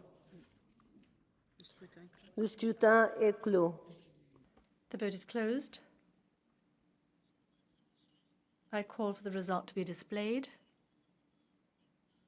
The amendment is rejected. Page 16.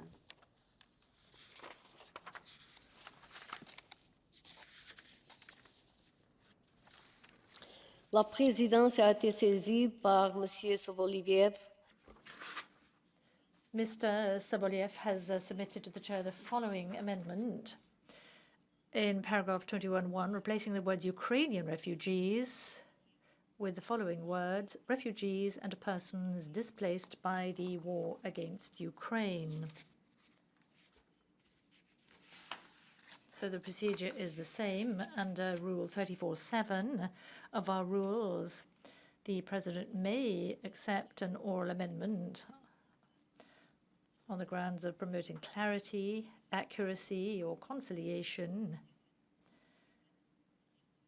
And if there is no opposition from 10 or more members to it being debated. So I believe that it is admissible under the criteria in our rules.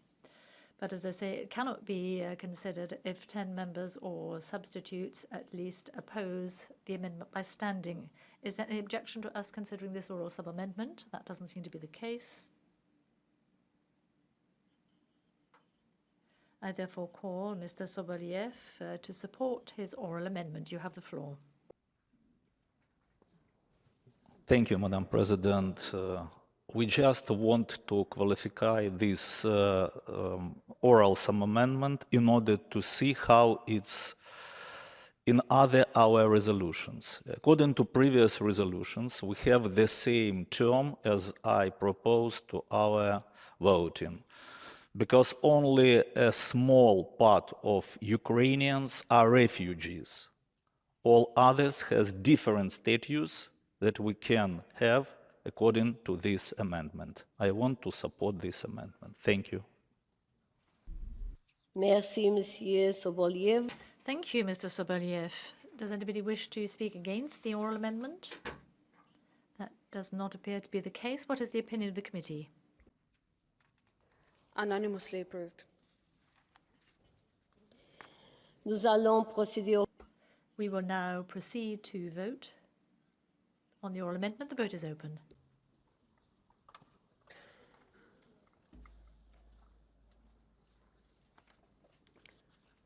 Le scrutin est clos. The vote is closed. I call for the result to be displayed. The oral amendment is agreed to.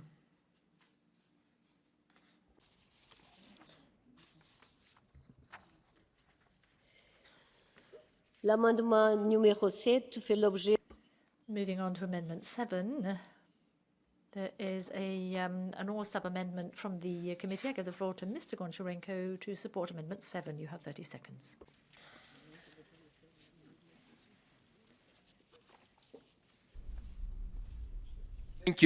Thank you, Madam President. That is about important thing which I spoke today, that yes, there are really good Russians, but it's not those people who are sitting in somewhere, hiding their money, Russian oligarchs who are saying they have nothing to do with what Putin is doing. But good Russians is those who are fighting against this war. Not so many, unfortunately, but they are. And one of them is Vladimir Kara-Murza. And he is illegally detained and tortured by the Russian regime. So the proposition is to add those who are responsible for these illegal actions against Vladimir Kara-Murza to be sanctioned. Thank you very much. Merci, Monsieur Goncharenko. Thank you, Mr. Goncharenko.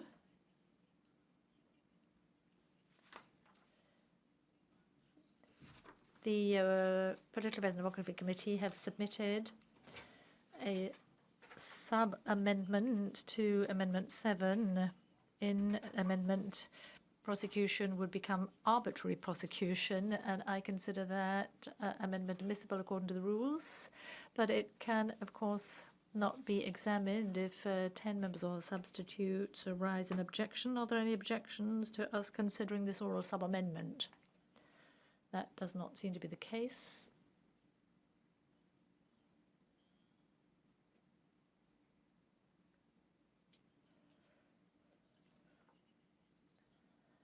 We will now examine the oral sub-amendment. I give the floor to the rapporteur to speak to the oral sub-amendment. Yes, Madam Speaker, dear friends, it's very important to understand that our colleague and friend Vladimir Karamurza was arbitrarily sentenced and arbitrarily prosecuted. That's a crucial issue, while the court was ruled from above, from Kremlin. Thank you. Merci beaucoup. Thank you. Does anybody wish to speak against the oral sub-amendment? No.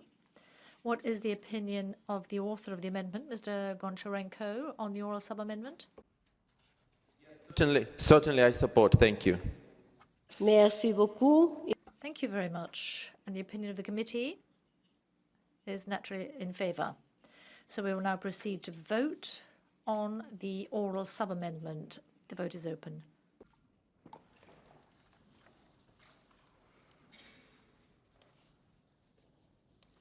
Le scrutin est clos. The vote is closed.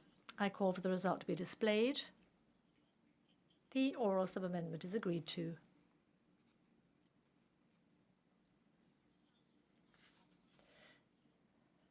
We will now consider the main amendment, Amendment 7, as sub-amended. Does anybody wish to speak to Amendment 7? Or object, rather?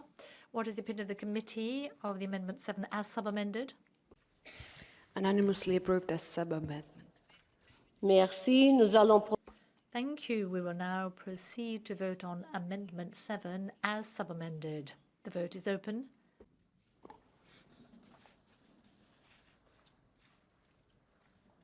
Le scrutin est clos. The vote is closed. I call for the result to be displayed. Amendment 7, as sub-amended, is agreed to.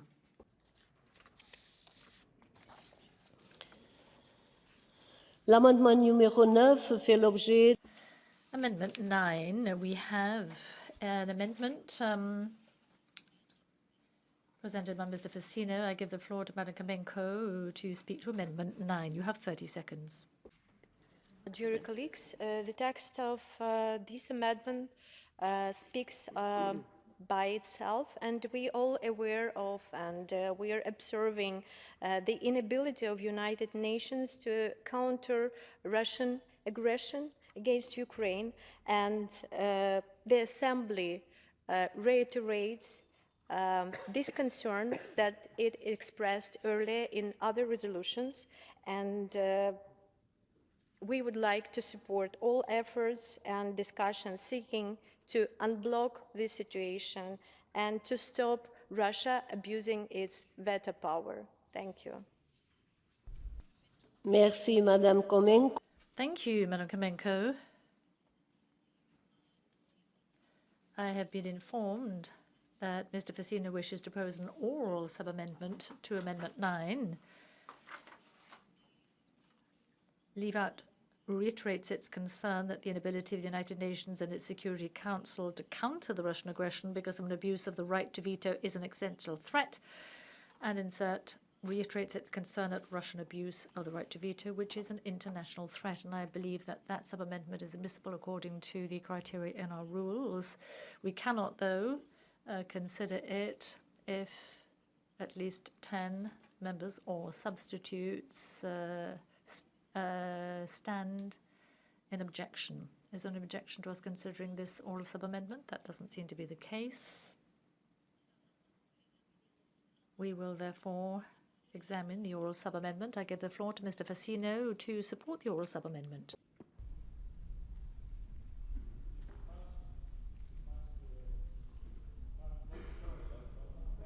Micro. Ok, excusez-moi. Je pense que c'est pas. Thank you. I don't think that this is a good choice. I don't think that in account of your text we should in any way censure the United Nations Security Council. I think that that is pointless interference in its affairs, and that is why I have suggested that we strike out those lines that the President read out to you. Thank you. Thank you, Mr. Facino. Does anybody wish to speak against the oral sub-amendment? Mr. Zingaris? Vous avez la parole. 30 secondes. You have the floor, 30 seconds. Just a moment, I need 1 second consultation. Sonia.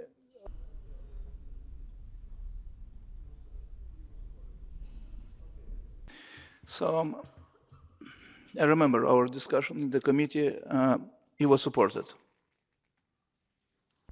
in favor of our Italian colleague amendment, yes. Je n'ai pas encore demandé quel est l'avis de la commission. I hadn't yet asked what is the opinion of the committee. I was asking whether there was anyone who objected to the oral sub-amendment, wished to speak against it. Does anybody wish to speak against the oral sub-amendment? That is not the case. What is the opinion of the author of the amendment as sub-amended orally? Madam Kamenko, you have the floor. I support this sub-amendment. Thank you. Merci beaucoup. Thank you very much. What is the opinion of the committee? Sub-amendment. Merci beaucoup. Thank you very much. We will now proceed to vote on the oral sub-amendment. The vote is open.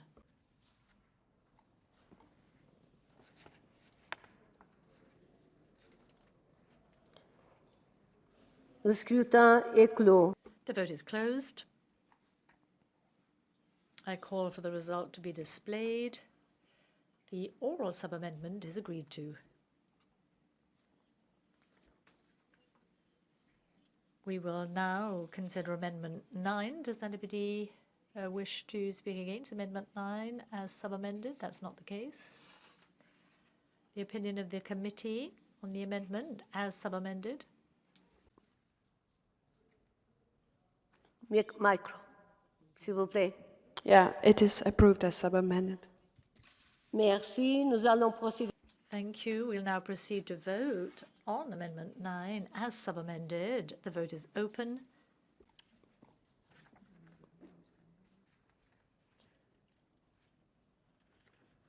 Le scrutin est... The vote is closed. I call for the result to be displayed. Amendment 9 as sub-amended is agreed.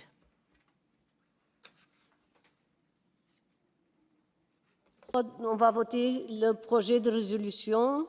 We will now proceed to vote on the draft resolution. A simple majority is required. The vote is now open.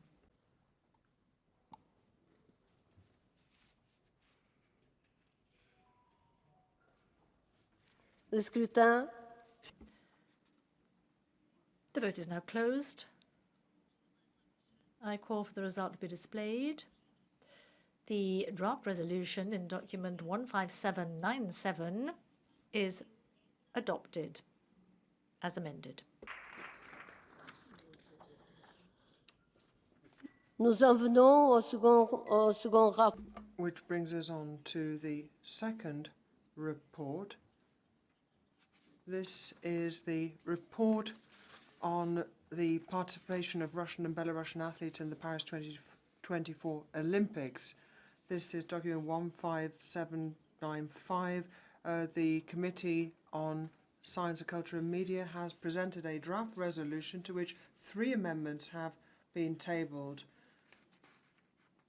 I should ask the chair of the committee whether I'm right in thinking that she suggests that the Assembly should wave through Amendments 2 and 3, which were adopted unanimously by the committee. Is that indeed the case, Madam Chair? That's the case.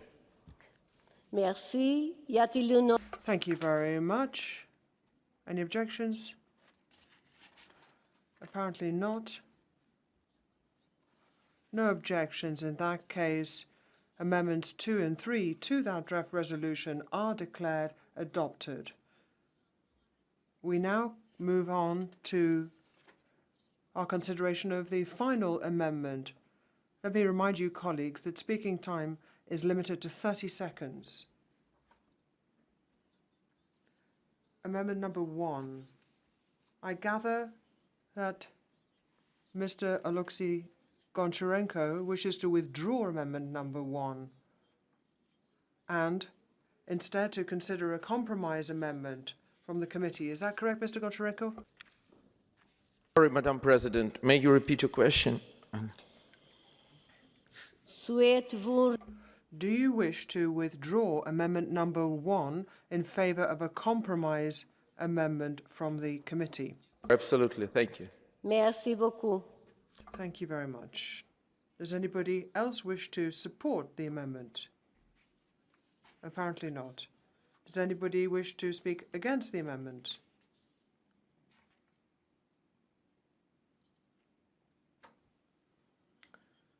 We move on to the oral amendment in that case.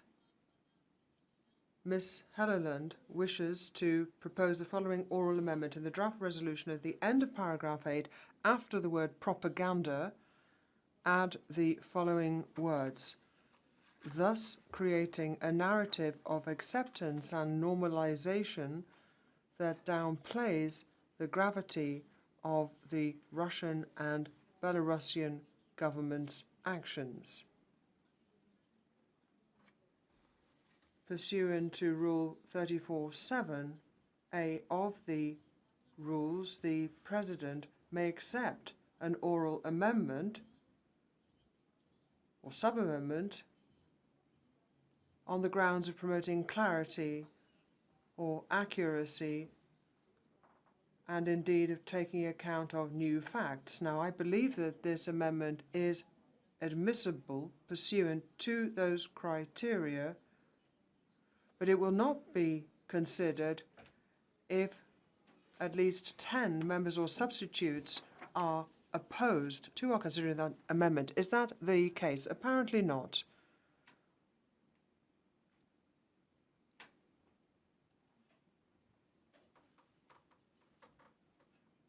I therefore call the rapporteur to support that oral amendment. Yes, I support that oral amendment. Merci beaucoup. Thank you very much. Does anybody wish to speak against the oral amendment? Apparently not. What is the view of the committee?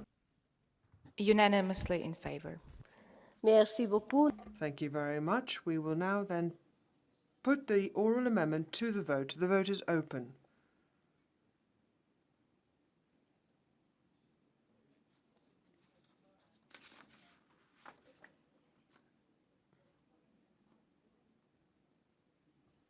The vote is closed. I call for the result to be displayed. The oral amendment is adopted.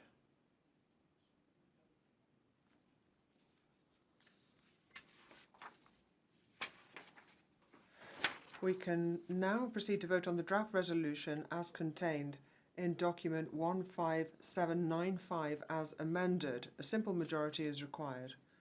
The vote is now open.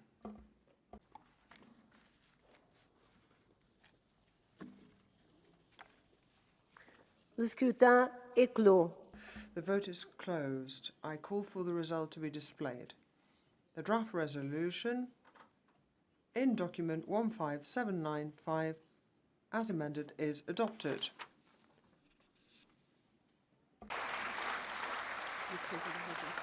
Okay.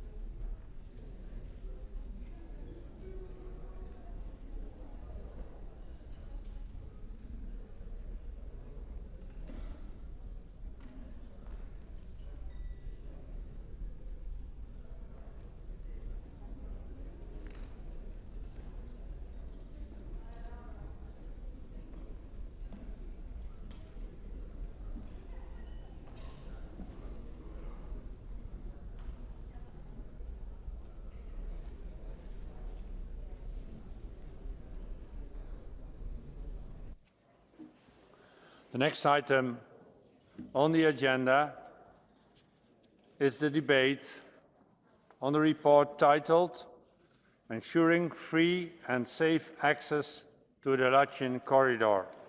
You find it in document 15796, presented by Mr. Paul Gavin on behalf of the Migration, Refugees and Displaced Persons Committee. In order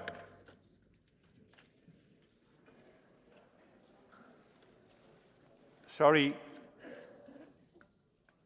could we leave the first row now to Rapporteur Gavin? Manuelis, could we have the first row for the next rapporteur?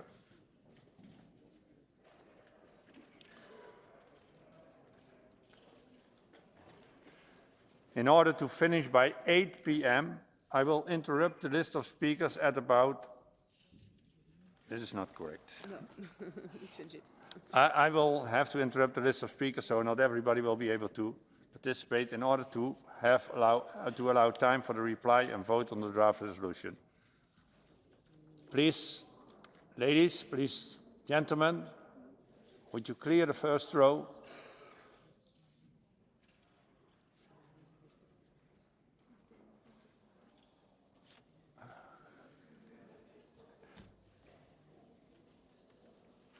I now call Mr. Paul Gavin, Rapporteur. Thank you very much. You have 7 minutes, Paul. Sorry, but we had some traffic conjunction, is called like that. I call Rapporteur Mr. Paul Gavin. You have 7 minutes now, Paul, and 3 minutes for reply at the end of the debate. You have the floor. Thank you very much, Mr. President. Thank you, colleagues. Firstly, I want to begin by saying what this report is not about. It's not about the wider political situation between Armenia and Azerbaijan. I've been given a very specific mandate to talk about the Lachin corridor, and that is what I focused on in this report. I also need to briefly talk about terminology because a number of amendments seek to remove the term Nagorno-Karabakh. I oppose these amendments because the term Nagorno-Karabakh has always been used in all previous reports and indeed is being used currently by the Monitoring Committee, and I believe my report should be consistent in this regard. So, colleagues, I was asked by my committee to investigate the issue of free and safe access through the Lachin corridor. The committee recommended that I visit both Armenia and Azerbaijan, and crucially, that I travel through the Lachin corridor to see for myself. While I was able to visit Armenia, I was regrettably not invited to Azerbaijan, and I was denied access through the Lachin corridor. Now, there's no small irony in this event, given that the government of Azerbaijan has consistently insisted that there's no problem accessing the corridor. I could not get access. Colleagues, the key finding of my report is that there is neither free nor safe access through the Lachin corridor. And indeed, this is in line with the judgment of the International Court of Justice and indeed the interim measures from our own court here in Strasbourg. So why do I say this? Well, because this is the clear message that I've consistently received from people living in Nagorno-Karabakh, from NGOs operating and working with people exiled from Karabakh, from senior medical staff at the hospital in Stepanakert/Kankendi, who explained that the only way that patients are being transferred to Armenia is through the corridor was via the ICRC, and that this method has been shut down now completely for over a week and was also shut down for a number of weeks in April and May. Colleagues, please think about this. How can Azerbaijan tell us there's free and safe access through the Lachin corridor when they themselves admit that hospital patients have to use the services of the ICRC to travel? How can this be described as free access? So, the lack of access has been the case since the 12th of December last, when a group of so-called eco-activists set up a blockade on the Lachin corridor, apparently making claims of illegal mining. I say so-called eco-activists because, in fact, many of these environmental protesters have been identified as members of the Azerbaijan military with government backing. Some of them are members of the Grey Wolves, an extreme fascist group, and all of this has been documented in the British Parliament by a Conservative MP, Tim Loughton, on the 24th of January of this year. Colleagues, there is a growing humanitarian crisis in Nagorno-Karabakh, and the current situation is simply not sustainable for the local population. The crisis manifests itself in many ways: enforced family separation, enforced isolation of an entire community, and the fear and panic that that engenders. Access to food, access to medicines, access to medical care, access to education. Schools were closed for months during the winter because of the inability to heat them. And this was due to the deliberate cutting off of electricity and gas to the region. Electricity cut off since the 9th of January, gas cut off on several occasions, and then indefinitely since the 21st of March. So the only means of travel was for people who were sick, and that was through the ICRC, but that has been completely shut down now. So I want you to take a moment to imagine the situation that community finds itself in, cut off and to their minds forgotten by the international community. And then there is the hate speech which comes from the very highest levels of the Azerbaijan government. President Aliyev himself has referred to the population of Nagorno-Karabakh as the contemptible, loathsome and hated enemy. He also made a speech in Lachin itself just a couple of weeks ago, and he sent this message to his Armenian neighbours. He said, "Let them know that we can see Armenian villages from here. We can see those villages, so they should not forget about that." And one further example, the Foreign Affairs Committee in the Azerbaijan Parliament actually referred to the Armenian diaspora as a cancer on the body politic of Europe. Colleagues, please, I hope we can all agree that this language is entirely unacceptable. So, my report makes a number of key recommendations. We should open the Lachin corridor, we need to see it open, and we need all parties to abide by the trilateral agreement. Crucially, we need a fact-finding mission to Nagorno-Karabakh. This is really the elephant in the room, and it's a particularly large elephant.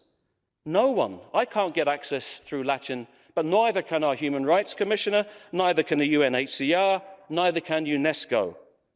I have to ask the question, what is it that Azerbaijan are afraid that we will see? I call for gas and electricity to be restored immediately. I call on both countries to work with the Council of Europe to adopt key protocols re the protection of minorities, i.e. the Framework Convention for National Minorities, and a Charter for Protection of Minority and Regional Languages. Colleagues, to conclude, the current situation is simply not sustainable. There's actually been no access for food or medicines or anything for over a week now. We know the corridor is blocked. I'm saying that to you, having done as much thorough research as I can, and without being able to access the Lachin corridor because that was denied. As we head towards the winter, they're expecting more power cuts. They're literally running out of the ability to produce any energy because the hydroelectric dam they have is now running out of water. The situation is not sustainable. A human rights crisis is developing and continues to worsen. We need the support of this entire Assembly, and I ask Azerbaijan and Armenia to do everything in their power to address this situation, to help those people on a humanitarian basis and build a better future for everyone. Thank you. Thank you very much, Mr. Rapporteur. In the debate, we now are going to listen to the speakers on behalf of the political groups. And first in the debate, I call Madam Elisabetta Gardini from Italy, speaking on behalf of the European Conservative Group. Elisabetta, you have the floor. Well, thank you very much, President. Colleagues, today we're speaking about an area, the Caucasus. It's a strategic crossroads, globally speaking. It's a region with incredible potential, a potential which only can be realized if there is proper cooperation between Armenia and Azerbaijan. On the one hand, we are encouraged by the contacts between the parties, and we have the resolution, of course, which, of course, expresses itself quite positively with regard to the reciprocal recognition of territorial integrity of Azerbaijan and Armenia. It's a first step in the resolution of this conflict. And this type of recognition allows for people to live in peace and security within their respective borders. But at this point in time, as was said, we are all very concerned about the situation in the Lachin corridor. We followed with great attention and very, very carefully what's going on the ground there. And of course, the various debates between the committees have expressed this great concern. We have two different narratives here. Now, according to the tripartite agreement of 2020, the corridor ought to be protected by peacekeeping forces of the Russian Federation. And according to this particular agreement, Moscow assumes a geopolitical role of great importance in the region. But the situation now that exists and the numerous different victims and refugees which have been generated by the situation is of great concern for the international community. This is an obstacle to peace and stability in the region. So the third parties, which have a very specific role to play, but also have their own economic interest there, well, they have to overcome those and look at the situation there to try to protect the Lachin corridor, to protect the population in the area, which is affected by its blockage. And I think, indeed, between both countries, we see an escalation of tension. Rather than constructive dialogue on this particular issue, we have to respect international law. We have to respect the UN Charter with regard to the sovereignty of nations, and absolutely avoid under all costs any type of use of weapons. In Washington, there will be discussions on this particular issue, of course, and within the United Nations as well. The EU as well is on the verge of, or rather has just adopted a resolution with regard to this. And this particular resolution as well is extremely important as a first step to finding some sort of solution to this particular problem and to normalize the situation in the area to achieve stability as well. This assembly, with all of its instruments, with everything at its disposal, will do all and has done all to support peace, stability, so that the people in Azerbaijan and Armenia can live in prosperity and welfare. Thank you very much. On behalf of the Unified European Left Group, George. Thank you, Mr. President. Dear colleagues, I wish to thank our rapporteur, Paul Gavan, for his accurate and thus impartial report. We fully support the findings and the recommendations made by Mr. Gavan and hope that this report is given serious consideration in order to guarantee human rights and ensure conditions of peace and security for the people of Nagorno-Karabakh. The current blockade of the Lachin corridor is putting thousands of people's lives at risk, forcing them to live in conditions of acute shortages in food, medicine, and fuel, and impairing their access to health care and education. These circumstances, dear colleagues, are creating the danger for ethnic cleansing, as the Armenians of Nagorno-Karabakh are driven to abandon the area and their homes. Mr. Gavan's recent visit to Armenia was valuable in assessing the situation on the ground, and it is regrettable that he was not invited to likewise visit Azerbaijan. The country's leadership should acknowledge the humanitarian consequences and the serious human rights violations resulting from the current situation and allow PACE and other international bodies, such as the Red Cross, UNHCR and UNESCO, to visit the Lachin corridor and Nagorno-Karabakh the soonest. In addition, it is vital to fully respect the terms of the trilateral statement signed in 2020 and comply with relevant decisions of the European Court of Human Rights and the International Court of Justice, calling for the restoration of freedom of movement in the Lachin corridor and removing all barriers to the provision of essential commodities. The situation currently developing is a reflection of the complex and long-lasting conflict between Azerbaijan and Armenia over Nagorno-Karabakh, which requires a permanent and peaceful political solution. At present, both nations need to engage in constructive dialogue through the ongoing negotiations under the auspices of the European Union and the United States of America. Dear colleagues, confidence-building measures and further concrete initiatives should be welcomed, including assistance and support offered by the Council of Europe to foster cooperation on issues of mutual concern. Of course, the first step is the immediate restoration of free and safe access through the Lachin corridor, the de-escalation of tensions, and the elimination of any imminent risk of facing another catastrophic humanitarian crisis. Thank you. Thank you, George. Next in the debate, I call Mr. Stefan Schernak from Austria on behalf of the group of the Socialist Democrats and Greens. Stefan. Thank you, Herr Präsident. Thank you very much indeed, President. Well, it's always a real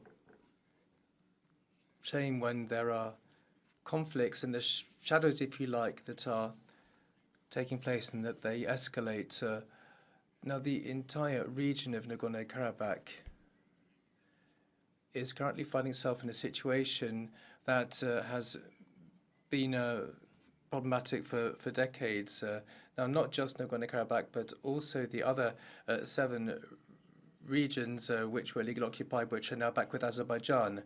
And Azerbaijan should therefore be should be more generous for all these reasons, because this peace agreement, this trilateral agreement that 3 presidents signed, that's the presidents of the Russian Federation, Armenia, and Azerbaijan signed on the 10th of November 2020.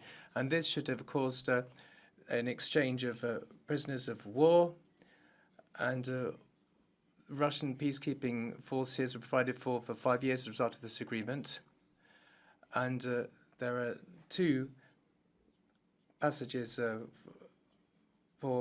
access, if you like. One is to Nagorno-Karabakh, and the other link is to enclaves in Ichivan, which is also separated. Now, this would all be fine, of course, and it worked for quite some time, and there were convoys that traveled to the enclaves, accompanied by Russian peacekeeping troops. And then what happened, and in the middle of December 2022, there were ecological activists, or dressed up as ecological activists, blocked the Lachin corridor. And ever since then, we have a humanitarian disaster on our hands, with food, with medicines, energy, and services, and family reunion. All this has been stopped, and humanitarian aid provided by the Red Cross and Russian peacekeeping troops is really not enough, far from it. This is a region where 130,000 people live, and approximately 30,000 children. And let me make an appeal to the Azeri delegation. No one is calling into question the fact that Nagorno-Karabakh is part of the Azerbaijani territory, but you also have responsibility for lives in this region, and the International Court of Justice of the United Nations this year stated quite clearly it should be possible to travel to the enclave once again. And so I would like to launch an appeal once again with regard to the supply of energy and gas, which has been cut. This must stop. It should be restored. And it should be possible, the repairs should be made that need to be made. So I'd like to make an appeal to the Azerbaijani delegation, and would like to ask them to focus on the humanitarian side of things and to be generous. Thank you very much indeed. Next in the debate, I call Mr. Birger Torrarinsson from Iceland, and Birger speaks on behalf of the European People's Party. Birger. Mr. President, I would like to thank the rapporteur, Mr. Gavin, for his excellent work under difficult circumstances. He has shown great will in monitoring the grave situation, despite the obstructions he had met in his work. The rapporteur has emphasized neutrality in all his work, and I find that to be of great value. The ongoing blockade by Azerbaijan of the Lachin corridor, the lifeline to the people of Nagorno-Karabakh, has put the entire population in a state of total isolation for the last 6 months. Critical infrastructure of Nagorno-Karabakh has also been deliberately disrupted: national gas, electricity, and mobile communication. For the last 10 days, no food, no medicine or other goods allowed from the outside world, and citizens in need of urgent medical assistance are not allowed to pass through. Mr. President, this is totally unacceptable. These actions of Azerbaijan are a clear violation of the November 2020 agreement which the President of Azerbaijan has signed, and violation of binding decision of the European Convention of Human Rights and International Court of Justice. The ones that are suffering are innocent people. What would Azerbaijan do if they were facing blockade by themselves? The people of Nagorno-Karabakh are no different than other people, no different than the people of Azerbaijan, no different than us parliamentarians. They want to live a normal life.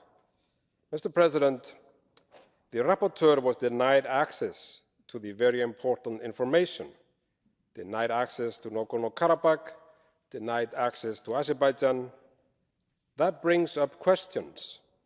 What is the status of Azerbaijan within the Council of Europe? Are they not willing to take part in the important monitoring obligations on behalf of the Council of Europe? Does this mean that Azerbaijan is no longer committed to the Council of Europe?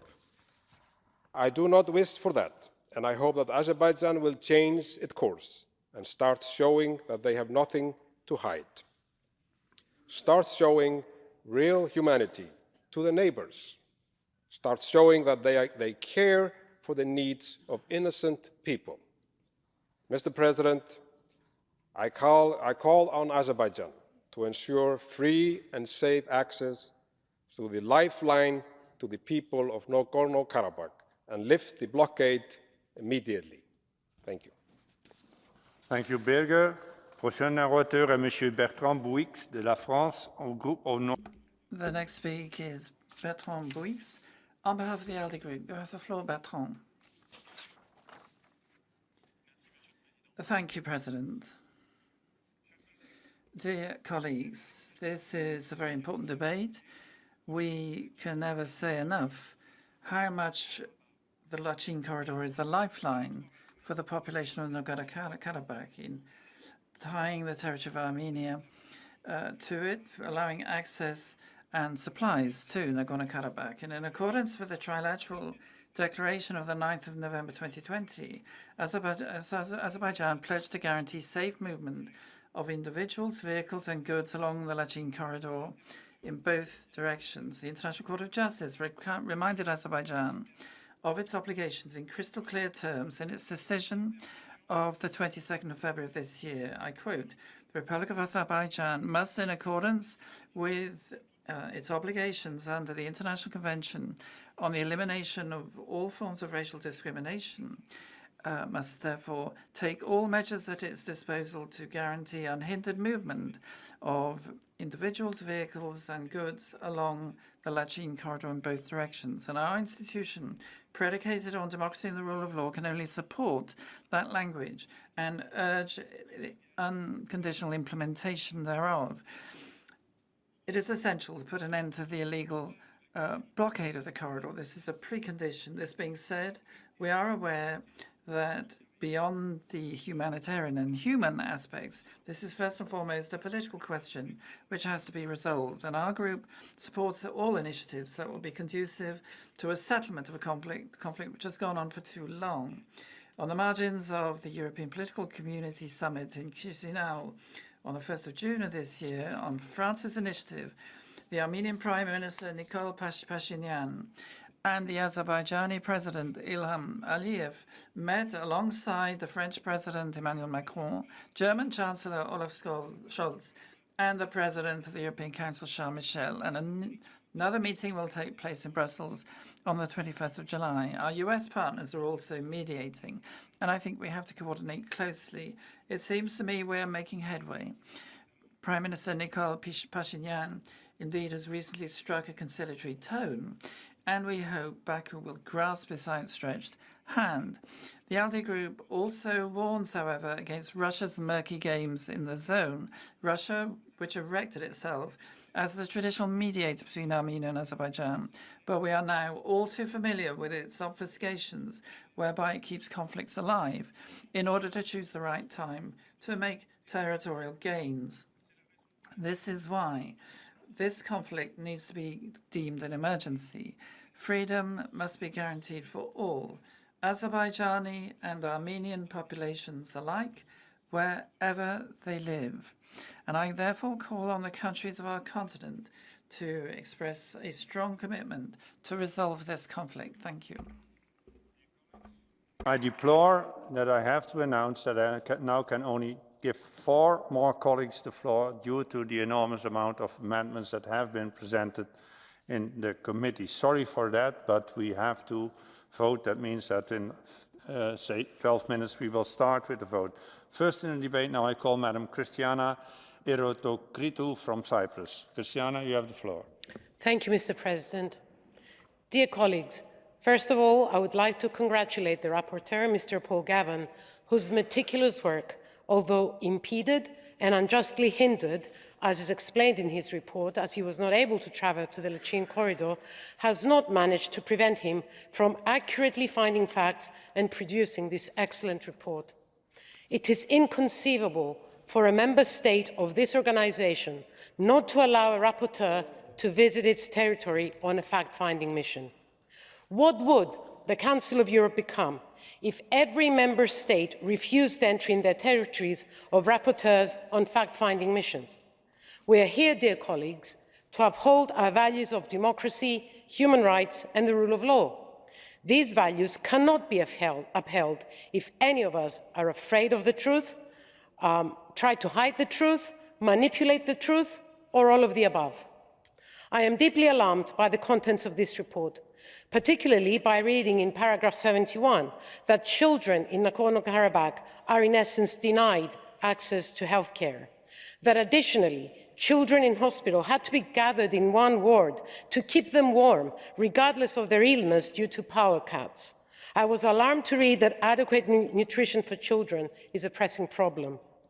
I was alarmed, dear colleagues, to read in paragraph 53 that access to food, hygiene, healthcare, medicine and education have affected Armenians living in Nagorno-Karabakh, and that on top of what in essence constitutes an economic blockade, they are receiving threats from people masqueraded as eco-activists. The aim of this is clearly to force all Armenians living in Nagorno-Karabakh to abandon and flee their ancestral homes in order to achieve ethnic cleansing. As it is rightly pointed out in the report, the Council of Europe and its member states must use all possible leverage to ensure that the commitments undertaken by Azerbaijan when it joined the organization are fulfilled. The standards of democracy, human rights and the rule of law must be respected in order to alleviate the suffering of Armenians living in Nagorno-Karabakh. The Council of Europe has the tools to ensure that all member states don't just pay lip service to our values of democracy, human rights and the rule of law, but actually practice them. Thank you. Thank you, Christiana. Next speaker will be Mr. Ruben Rubinian from Armenia. Ruben.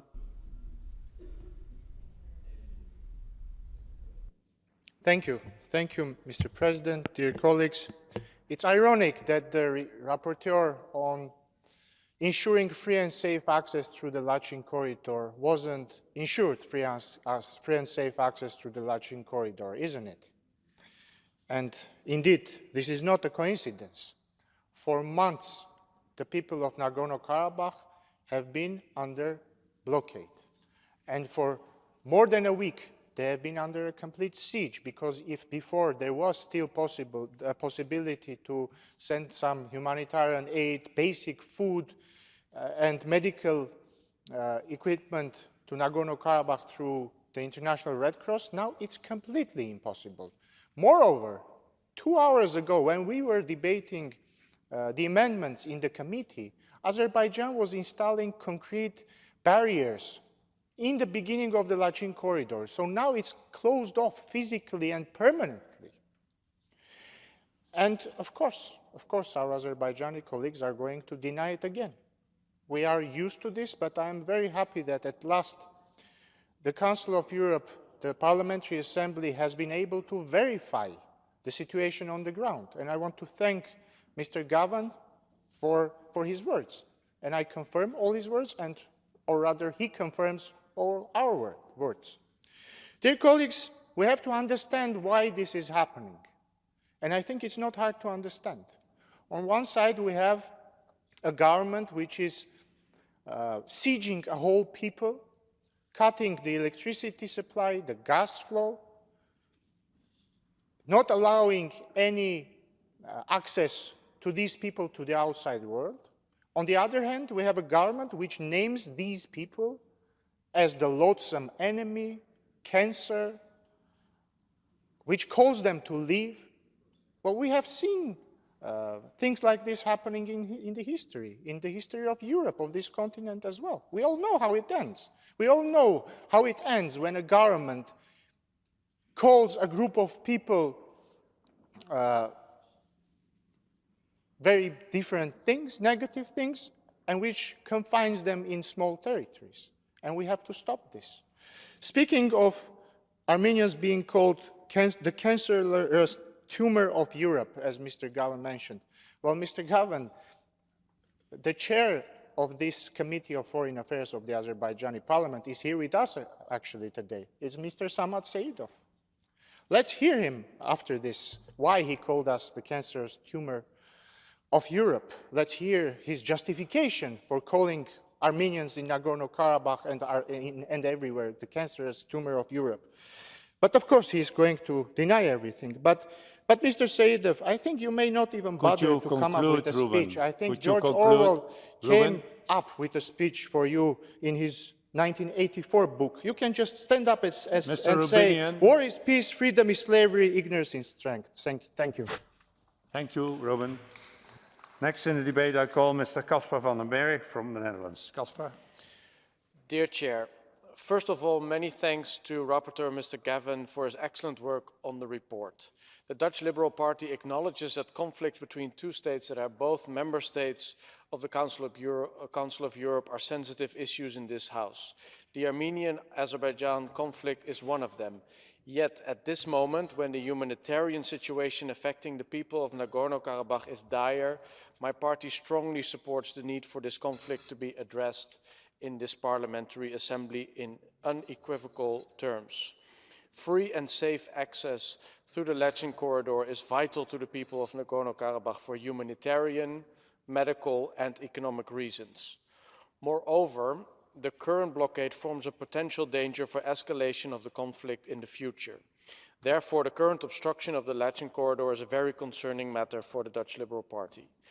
We are glad that the issue is on the EU's agenda by way of the leadership of the President of the Council, Charles Michel, who is playing an active role in the matter, and we fully support the EU's mediation efforts.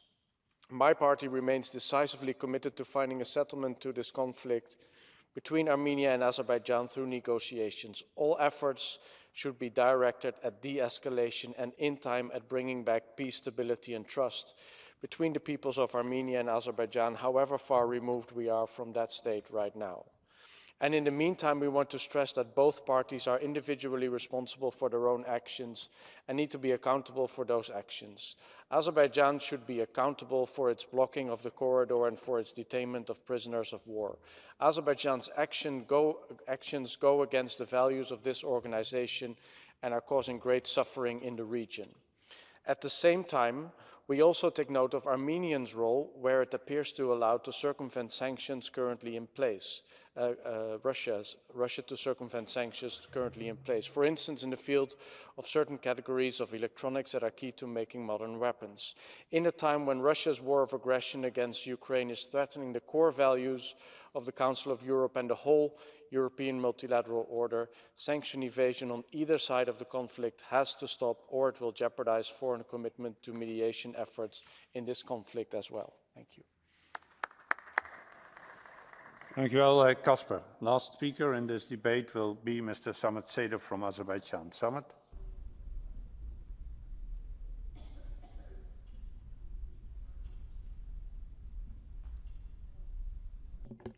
Thank you very much, Mr. President. How united those who try to disrupt the peace. First time in the history of the region, two nations are so close to each other. Two nations are looking for peace. And they have done actually a lot in order to reach this peace. But with this kind of discussion, I think that would be not so easy. This is really counterproductive to those who are living in the region. Mr. Havan said at the very beginning that his report not about politics, his report about the humanitarian questions. But he started from the political point. He said that Nagorno-Karabakh is included as a terminology in his report, which is exactly political point, because there is not Nagorno-Karabakh, there is a Karabakh region of Azerbaijan, independent Azerbaijan, which accepted to the Council of Europe as an independent state, and this is put under suspicion the integrity of the country. You are fighting against that. I ask my colleagues, dear friends, you have heard a lot of accusations against Azerbaijan. Have you ever seen even one picture of starving children in Karabakh? No, that's impossible, because this is propaganda from Mr. Rubinyan. Have you ever seen that Red Cross didn't have access to the region? No, never, because they have full access to the region. Have you ever seen that those who are living in Nagorno-Karabakh or those who are living in Azerbaijan, they're against of negotiations? No, the parliament of Azerbaijan has accepted the special representative in order to communicate with Armenians. This is our citizens. But by accusing me, by accusing Azerbaijan, by complaining to the Council of Europe, by begging to international organizations, Armenians run out from negotiations. You know why? The answer is obvious. They wanted to speak about the peace, but they don't want to achieve the peace. They want just only to demonstrate their intentions because of these problems, of this pain. They're sitting at the parliament. They are so acceptable. They are so heard. They are able to present their positions. And that's why, Mr. Havan, you are not sincere. You have been in Azerbaijan in 21. You went to Karabakh. You've been in Aghdam region. You saw with your own eyes what they did against Azerbaijanis. And I ask you during your visit to Azerbaijan, please reflect in your report Ganja, which destroyed by Armenian rockets. Please accept that Barda city completely destroyed during the war by Armenians. And you promised me. You said, I will do that. And then you said, no. I am not able to do that. And then, with all this knowledge, you again became a rapporteur and tried to present Azerbaijan in that manner. That's not fair. We are for Armenians, we for peace, and we will achieve peace, despite of this kind of accusations. Thank you very much.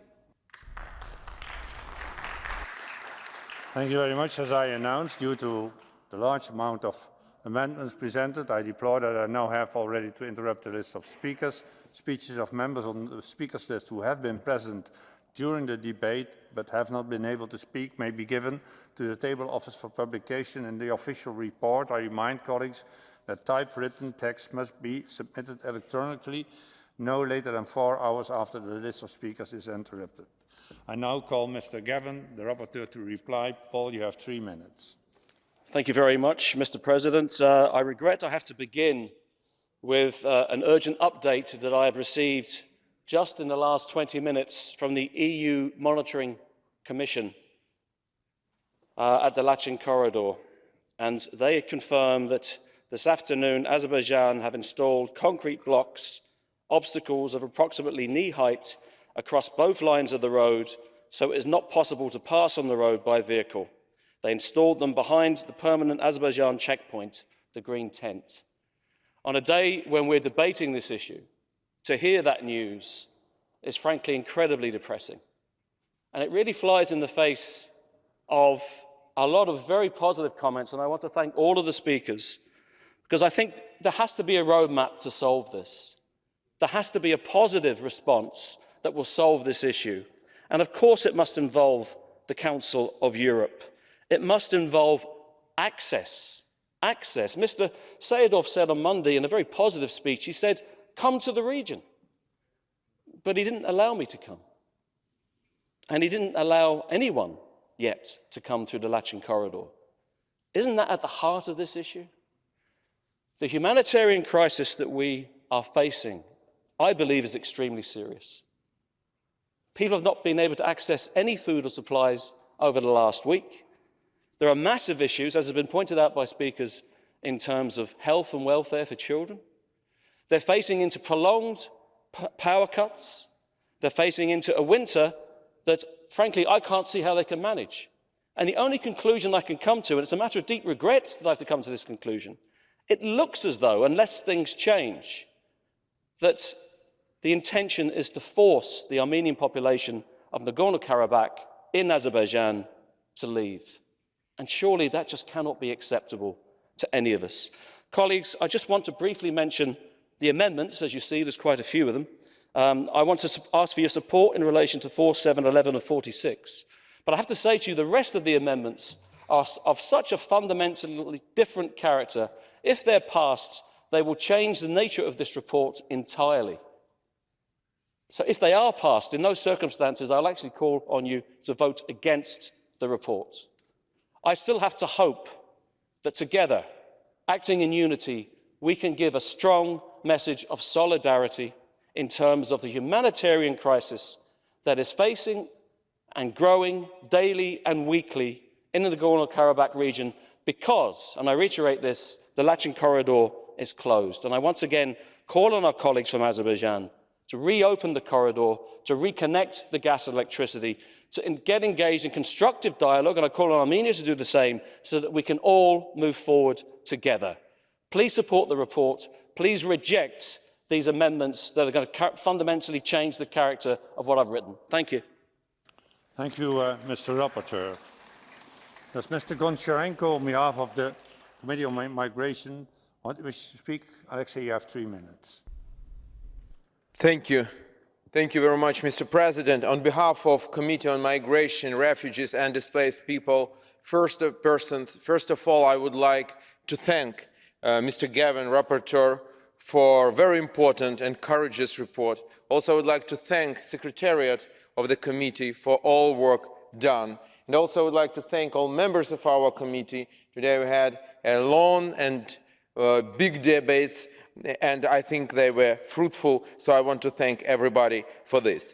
The most important thing which I want to mention is that there are important negotiations between Armenia and Azerbaijan going on, and the fact that both countries recognized each other's territorial integrity is already a huge progress, and that's the most important. And we all want to see peace in this region, and that is so important for all of us. And the draft and resolution and recommendation that you are asked to adopt today, they can provide a real roadmap for our organization precisely to support the building of trust between Armenia and Azerbaijan with a view to ensuring a lasting peace. So I want to ask on behalf of Migration Committee to everybody to support the report. Also, what I want to tell you that our aim is really to have a peace, and we hope that it will happen. And we know that there is one country which wants the war. This is aggressor, former member of our organization, Russian Federation, and our aim is to ensure that we will have strong peace in all countries of Council of Europe and in general in our region. Thank you very much, and again, thanks to the Rapporteur. Thank you very much, Alexei. The debate is closed. The Migration, Refugees and Displaced Persons Committee has presented a draft resolution which you find in document 15796, to which 55 amendments have been tabled, and a draft recommendation which you find in document 15796, to which 7 amendments have been tabled. We will begin first with amendments to the draft resolution which were unanimously agreed.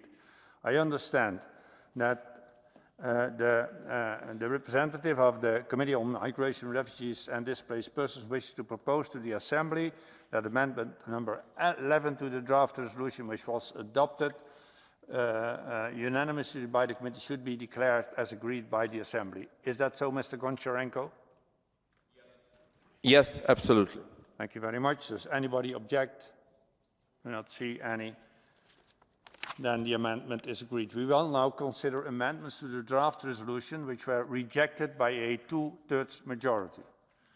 I understand that the representative of the Committee on Migration, Refugees and Displaced Persons wishes to propose to the Assembly that amendments 1, 2, 3, 5, 6, 8, 9, 10, 12 until 45, including 45, 47 until 55, including 55, to the draft resolution, which were rejected by the committee with a 2/3 majority, be declared as rejected. Is that so, Mr. Goncharenko? Yes, Mr. President. Thank you very much. Is there any objection against this proposal? Mr. Sadov.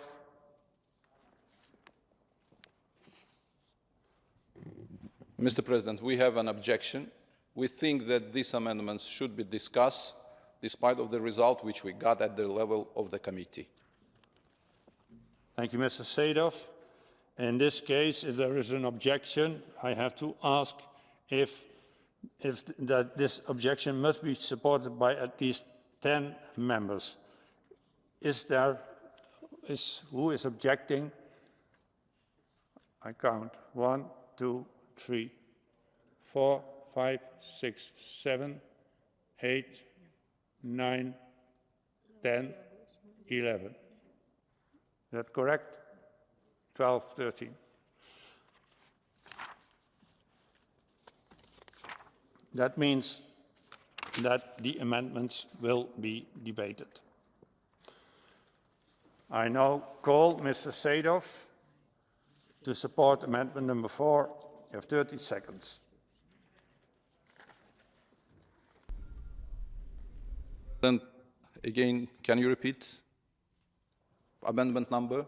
Amendment number 4. Thank you. Thank you. Thank you, Mr. President. Actually, I've already, within my speech, mentioned that there is a Karabakh region in Azerbaijan.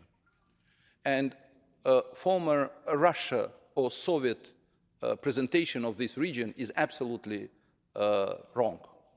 There was a Democratic Republic of Germany, and then after unification, we have united Germany. And that's why we are calling Germany. And now we have Karabakh, and that's why, of course, I'm in favor of that. Thank you very much. 30 seconds. What is, does anybody wish to speak against the amendment? Mr. Gavin, the rapporteur. Mr. Schwab.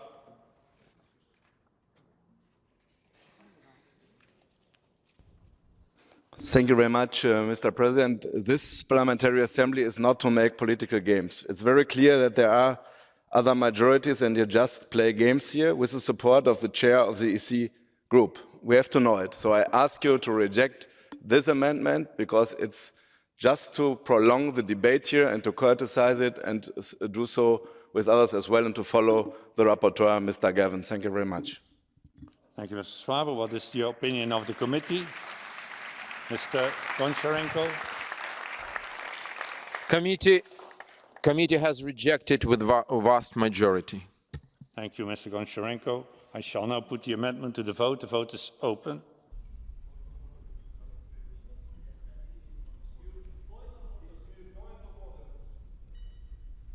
No point of order during voting. Committee was in favor of this amendment. Sorry. Yes, that's my mistake. Point of order, Mr. Sedov is absolutely right. Sorry. Just have the floor, please, President, just to say, I don't accept the argument that Mr. Sadov has made. Sorry, however, we are not going to in this specific sentence, we're in favor. Number 4. Yeah, my apologies. That's my mistake. Committee supported this amendment with vast majority. Thank you very much. Thank you very much, Mr. Goncharenko. These things can happen. I now will put the amendment to the vote. The vote is open.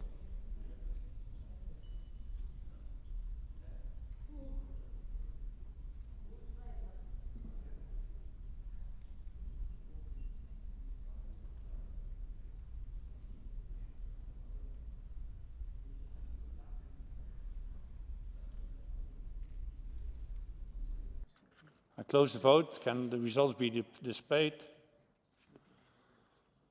The amendment is adopted. That means that amendments number 5 and 6 fall. We come to amendment number 7. I call Mr. Sadov to support amendments number 7. You have 30 seconds.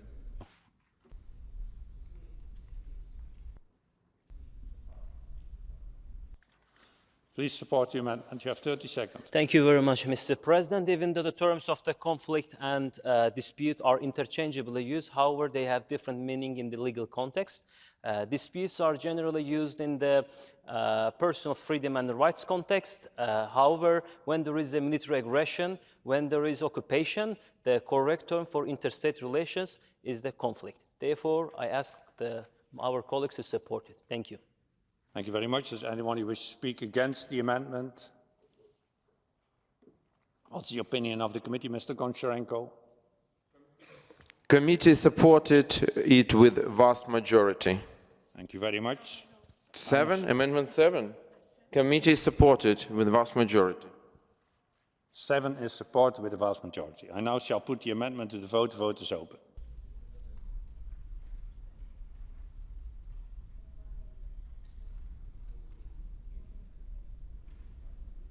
The vote is closed. I call for the results to be displayed. The amendment is adopted. We come to amendment number 8. I call Mr. Sadov to support amendment number 8. You have 30 seconds. Please. Okay. Thank you very much, Mr. President. According to the resolutions of the United Nations Security Council, European Parliament, and also this Assembly, Armenia kept 20% of the internationally recognized territory of Azerbaijan under occupation for almost 30 years. So therefore, in order to give some historical context to the report, we would like to add the following paragraph to the paragraph 1. Thank you. Thank you very much. Does anybody wish to speak against the amendment? What is the opinion of the committee? Committee is against with vast majority. Thank you very much. I now shall put the amendment to the vote. The vote is open.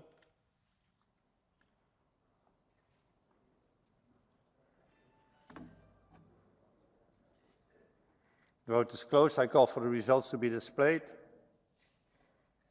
The amendment is rejected.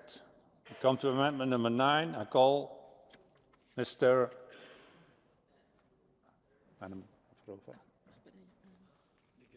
Madam, you have the floor. Yes.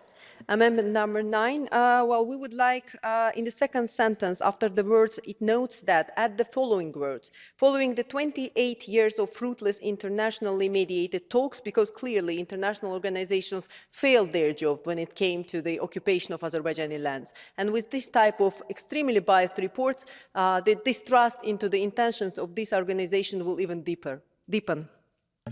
Thank you very much. Does anyone wish to speak against the amendment? What is the opinion of the committee? Mr. Goncharenko. Committee is against with vast majority. Thank you very much. I shall now put the amendment to the vote. The vote is open.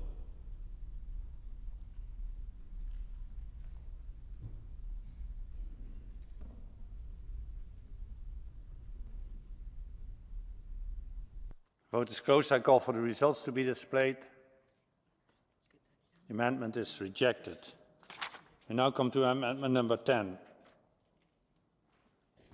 Please, Madam. Yes, amendment number 10 in the draft resolution, paragraph second sentence, we would like to replace the word regained control, parts of, with the word liberated, because for 30 years, lands of Azerbaijan were occupied by Armenia. There are UN Security Council resolutions, this assembly approved that, dozens of other documents, and I don't really understand why are we saying regained control instead of liberated, which is a fact. Thank you. Thank you, Madam Arparadai. Does anyone wish to speak against the amendment? What? Mr. Corbyn? Very briefly, Mr. President, this is irrelevant to the report. The report is about the Lachlan corridor, and I think all these amendments are barely designed to delay and hopefully, with their views, to try and destroy this report. I think we should reject this and all the subsequent amendments. Thank you, Mr. Corbyn. What is the opinion of the committee, Mr. Goncharenko? Committee is against with vast majority. I now shall put the amendment to the vote. The vote is open.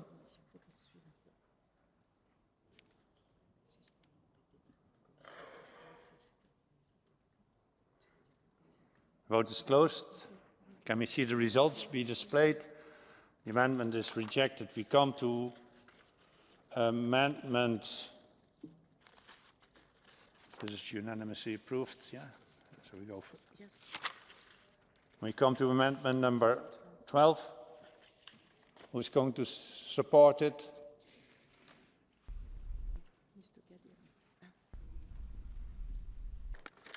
You have the floor, 30 seconds. Thank you. Thank you, Mr. Chairman. Paragraph 3 refers to the end of a conflict, which is only a tactical goal. But strategical goal is to achieve a peace. For that reason, we suggest to replace the words "the end of" with the following phrase: the establishment of a lasting peace between the two neighboring countries and leaving behind, and only then, a conflict. Thank you very much. Thank you. Does anybody wish to speak against the amendment? Mr. Schenach.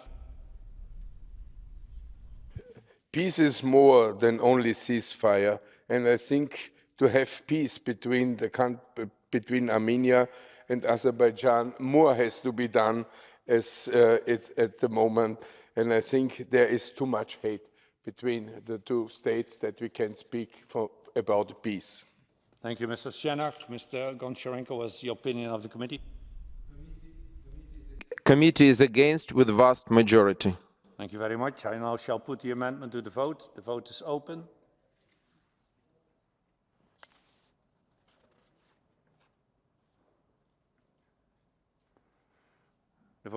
The vote is closed. I call for the results to be displayed. The amendment is rejected. Come to amendment number 13.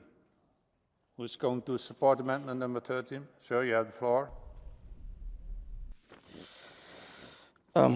Is it on? Yes. Thank you, Mr. Chairman. Paragraph 4, we suggest to include the following phrase: acting in accordance with the relevant norms and principles of international law. This is actually the restatement of the inherent right of Azerbaijan under Article 51 of the United Nations Charter. Thank you very much. Thank you, Mr. Gaderi. Does anyone wish to speak against the amendment? Don't see any. What's the opinion of the committee, Mr. Goncharenko? Committee is against with vast majority. Thank you. I put the amendment to the vote. The vote is open.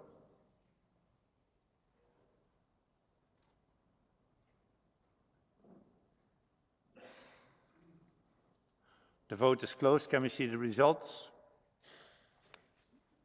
The amendment is rejected. We come to amendment number 14. Who's going to support it? Mr. Gaderi. Thank you. Thank you, Mr. Chairman.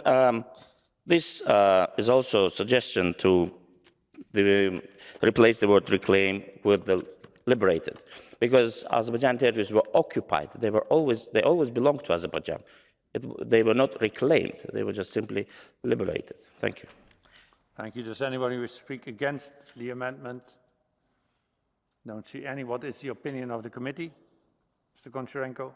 Committee is against with vast majority. I shall now put the amendment to the vote. The vote is open.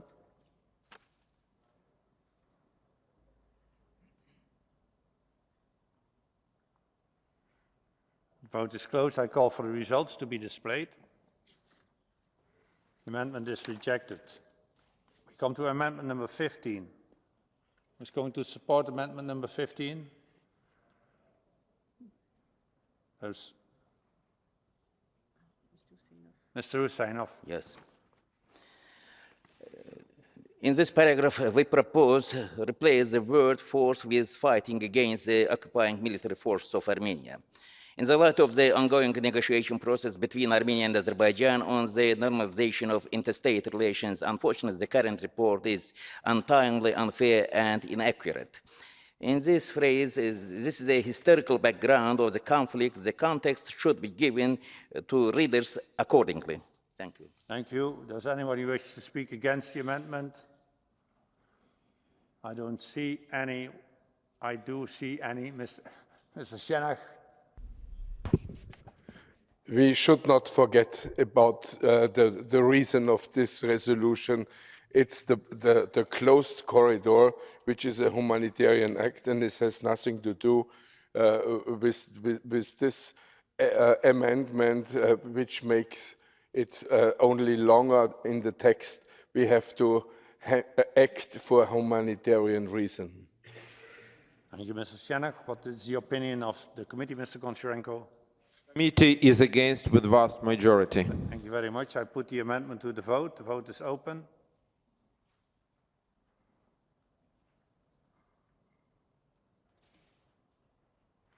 The vote is closed. I call for the results to be displayed. The amendment is rejected. We come to amendment number 16. If adopted, amendment 17 will fall. Who's going to support amendment? Mr. Husseinov? In this paragraph, we propose to replace the phrase with the new wording. The current text arbitrarily overlooks the consistent efforts that Azerbaijan has been making since November 2020 with respect to addressing the rights and security of ethnic Armenian residents of the conflict-affected territories. Azerbaijan has consistently expressed its determination to reintegrate these residents as equal citizens. Thank you very much, Mr. Husseinov. Does anybody wish to speak against the amendment, Mr. Sienach? This sounds like a fairy tale. I don't see where are the efforts of reintegration of Armenian residents, and I think it sounds a little bit dangerous as it is written here. Don't force them to be, they give back their citizenship, as we know, which is discussed in your country.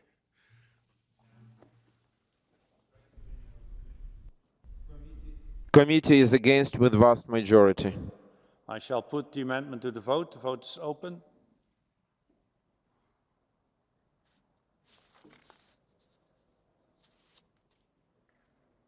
The vote is closed. I call for the results to be displayed. The amendment is rejected. We come to amendment number 17. Who is going to support amendment 17? Mr. Husseinov. In this phrase, we propose to delete the word countries. Leadership has not made any efforts to reassure, and after the words, this territory at the words is not reassured yet. The report contains numerous baseless and unacceptable accusations against Azerbaijan and does not reflect the real situation in the region as well as around the Lachin Road. Thank you, Mr. Husseinov. Does anybody wish to speak against this amendment? That is not the case. The opinion of the committee, Mr. Goncharenko. Committee is against with vast majority. I shall put the amendment to the vote. The vote is open.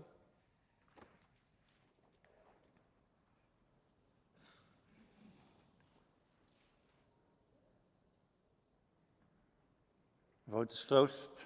Can we have the results be displayed? The amendment is rejected. We come to amendment number 3. I call Mr. Rubinian to support amendment number 3. You withdraw it?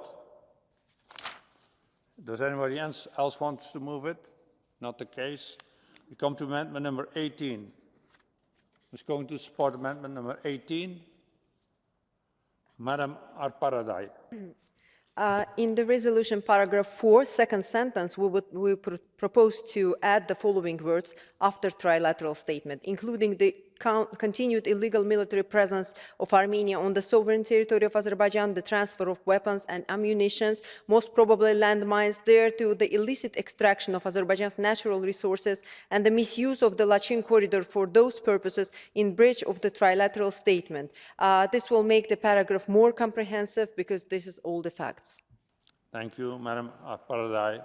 Does anybody wish to speak against? Mr. Sienach? That is the wording to try to describe why the corridor is now broken. Madam, you know, as we know both, that there is no transport of weapons and ammunition in this area. And we should not continue with some fake news. Thank you, Mr. Shenach. What is the opinion of the committee, Mr. Goncharenko? Committee is against with vast majority. I put the amendment to the vote. The vote is open.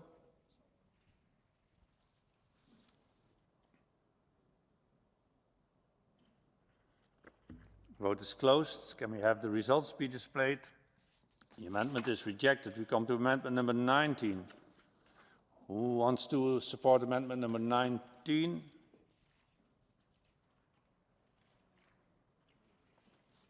Nobody. If nobody moves amendment number 19, then it falls. Then we come to amendment number 20. Who wants to support amendment number 20? Madam, you have the floor. No. Thank you, Mr. Chairman. In this amendment, we propose to replace the words subsequent deliberate cutting with the following words interruption, because claiming that cuttings were deliberate are unfounded and based on poor speculations spread by Armenia. Therefore, it should be rectified. Thank you very much. Does anybody wish to speak against the amendment? I do not see. What is the opinion of the committee, Mr. Goncharenko? Committee is against with vast majority, Mr. President. Thank you very much. I put the amendment to the vote. The vote is open.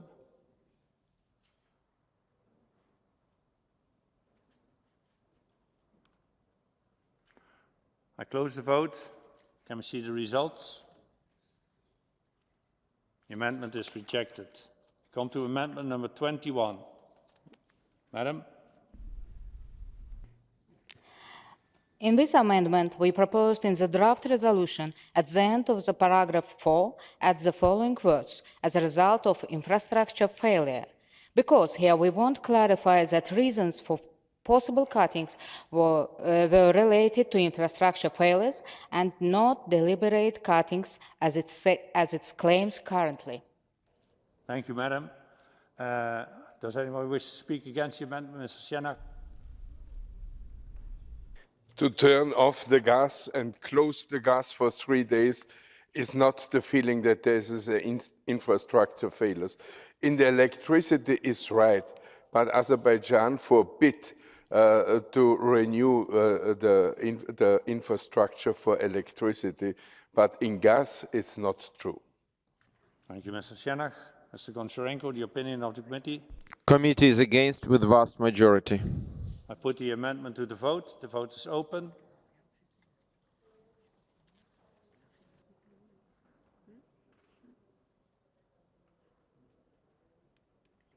Vote is closed. Can we see the results? The amendment is rejected. We come to amendment number 22. Who's going to support, Madam? We propose to replace the word struck by with the following words concerned by, because here we believe that strike by is not an appropriate expression. Thank you, Madam. Does anybody wish to speak against the amendment? Don't see any. Mr. Goncharenko, the opinion of the committee? Committee is against with vast majority. I put the amendment to the vote. The vote is open.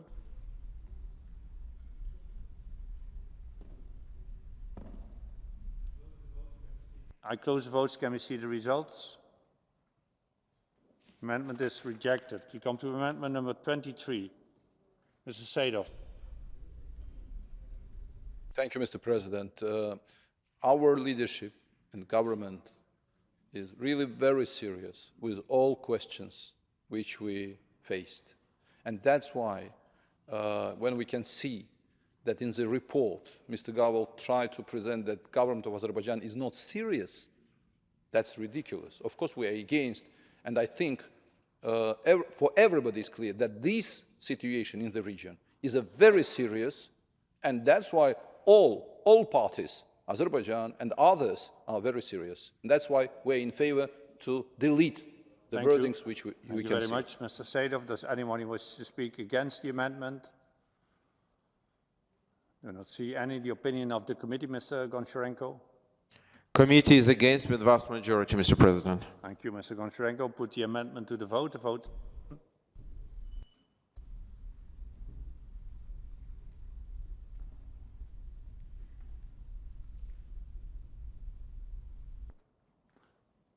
I close the vote. Can we see the results? The amendment is rejected. We come to amendment number 24. Who is going to support amendment 24? Mr. Seidel. Mr. Chairman, we wanted to add the following words: related to the misuse of the Lachin road contrary to the trilateral agreement. This is obvious that the major problem that this corridor, unfortunately, misused by Armenians, and that's exact facts that ammunition, mines, rotation of the military personnel have been happened there. And that's why, of course, we are in favor of this amendment. Thank you very much. Does anybody wish to speak against it? Mr. Sienna. Some minutes before you spoke about peace, and now you write this. You know that there is no misuse. If you transport food, medicine, and other necessaries to people who could not move out of this area, this is not a misuse in any way. And but it's a question of really peace if you allow that. Thank you, Mr. Shenak. Mr. Goncharenko, what is the opinion of the committee? Committee is against with vast majority. I put the amendment to the vote. The vote is open.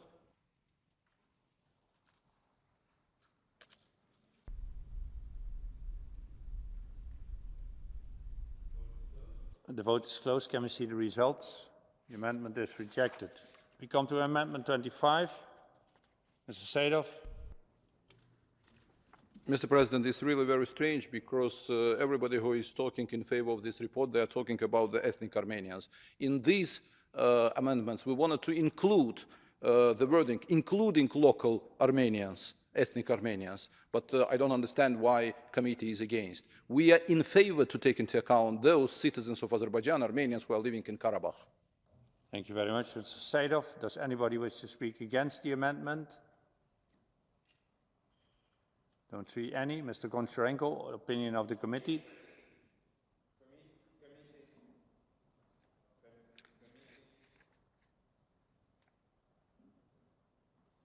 Committee is against with vast majority. Thank you so much. I put the amendment to the vote. The vote is open.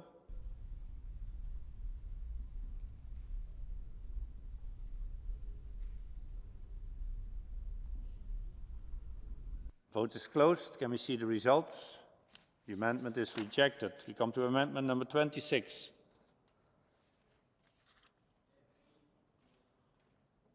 Sir, you have the floor.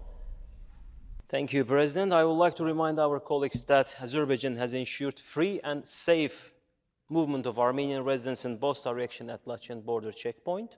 Despite these efforts, on June 15, our border guard was injured as a result of firing of the border checkpoint by Armenia. It seems that Armenia is resorting to such provocations, including that one here, because it's deprived of its illegal activities it carries through the Lachin road. Therefore, this is so-called humanitarian crisis in the region is baseless. Thank you. Thank you very much. Does anybody wish to speak against the amendment? Mr. Shenak. If there would be free and safe access through the corridor, then we did not need this resolution. So this is contrary to the resolution, and please vote against. Thank you very much. Mr. Goncharenko, opinion of the committee? Committee is against with vast majority. I put the amendment to the vote. The vote is open.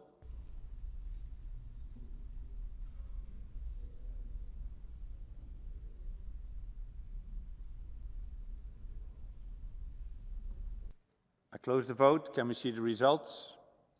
Amendment is rejected. We come to amendment number 27. Sir, you have the floor.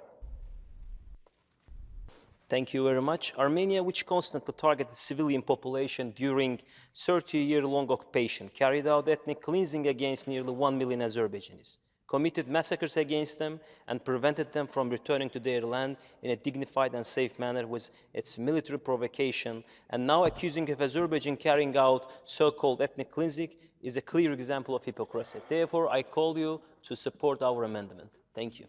Thank you very much. Does anybody wish to speak against the amendment? Don't see any. Sorry, Mr. Rubinian.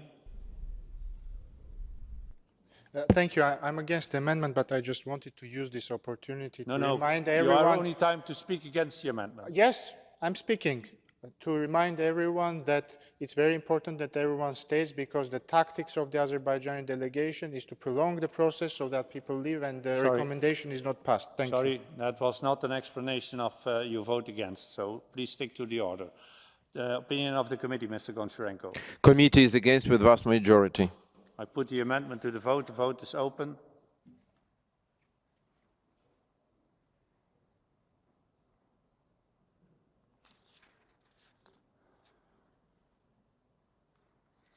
I close the vote. Can we see the results? It's rejected. Amendment number 28. Sir? Yes. This is not a tactic. This is called democracy. Sorry, stick to the issue. Yeah, I'm coming. Okay. Lachin border checkpoints should not be viewed as a pilot project. Prime Minister Pashinyan took obligation to restore all economic and transport links in the region. Till now, the Republic of Armenia has not guaranteed the safety of transport links between the western regions of Republic of Azerbaijan and Nakhchivan Autonomous Republic in order to organize an unimpeded movement of citizens, vehicles, goods in both directions. Therefore, I call all of you to support our amendment. Thank you. Thank you. Does anybody wish to speak against the amendment? It's not the case. Opinion of the committee, Mr. Goncharenko. Committee is against with vast majority. I put the amendment to the vote. The vote is open.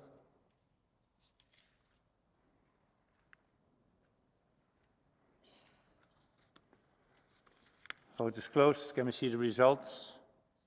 The amendment is rejected. We come to amendment number 29. If it is adopted, amendment 30 will fall. Who wants to speak? Madam Aparadai.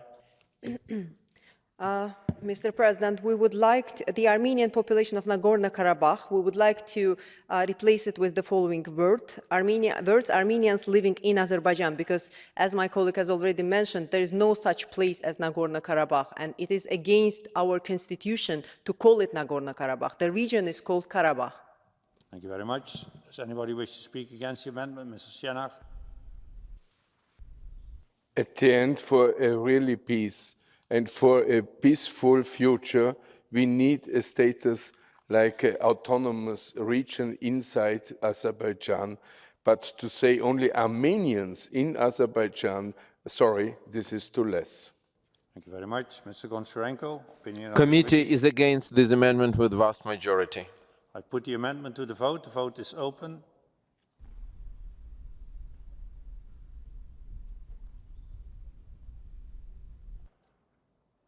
I close the vote. Let us see the results. The amendment is rejected. We come to amendment number 30. Madam Apardai. Dear parliamentarians, again the same thing, and a couple of days ago we've been discussing, the committee was discussing the change of the name from Belarus to Belarus, and I don't know why the assembly is not consistent and cannot change Nagorno-Karabakh to Karabakh. There is no such place at Nagorno-Karabakh. The region is called Karabakh. Thank you very much. Anybody wish to speak against the amendment? I do not see any. Committee is against with vast majority, Mr. President. Thank you very much. I put the amendment to the vote. The vote is open.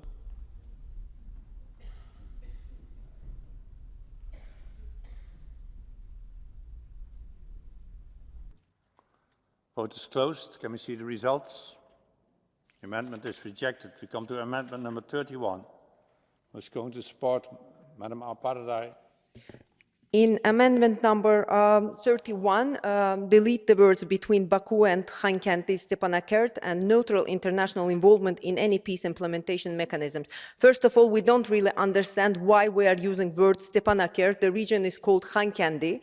And secondly, neutral international involvement is not clear in the text. The peace deal that is currently under discussion between Armenia and Azerbaijan is going on with mediation, and also the integration agenda being pursued by the government of Azerbaijan with local ethnic Armenians. So this is the proposal that we have. Thank you very much. Does anybody wish to speak against the amendment? Do not see any. Opinion of the committee?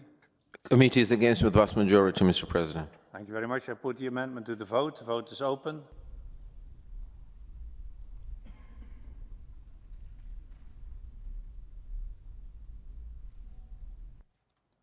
close the votes. Can we see the results? The amendment is rejected. We come to amendment number 32. Who wants to speak in favor of the amendment?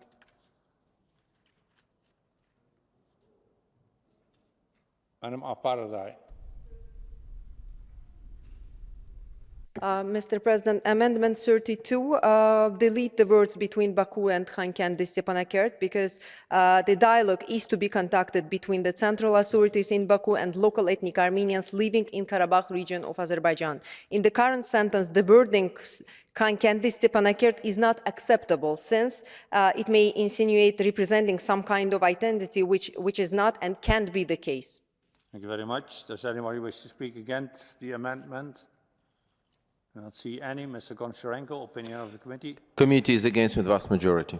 I put the amendment to the vote. The vote is open.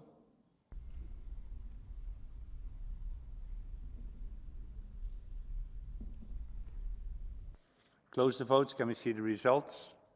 The amendment is rejected. We come to amendment number 33. Who's going to speak in favor of it? Mr. Gaderi. Dear friends, believe me, I also would like to leave this room as soon as possible, but stick to the game is not. So, Amendment 33, the context of it is the designation of a special representative to conduct a dialogue with Armenian community in Karabakh. And in fact, they already had one negotiations, but since then they never met. So we suggest after paragraph 8, which remains as it is, to insert the following paragraph. The Assembly welcomes the designation by Azerbaijan of a special representative to pursue a dialogue with Armenians living on its territory, and it encourages the further pursuit of this dialogue with a view to ensuring their rights. Thank you very much. Does anybody wish to speak against the amendment? Do not see any. Mr. Goncharenko. Committee is against with vast majority. I put the amendment to the vote. The vote is open.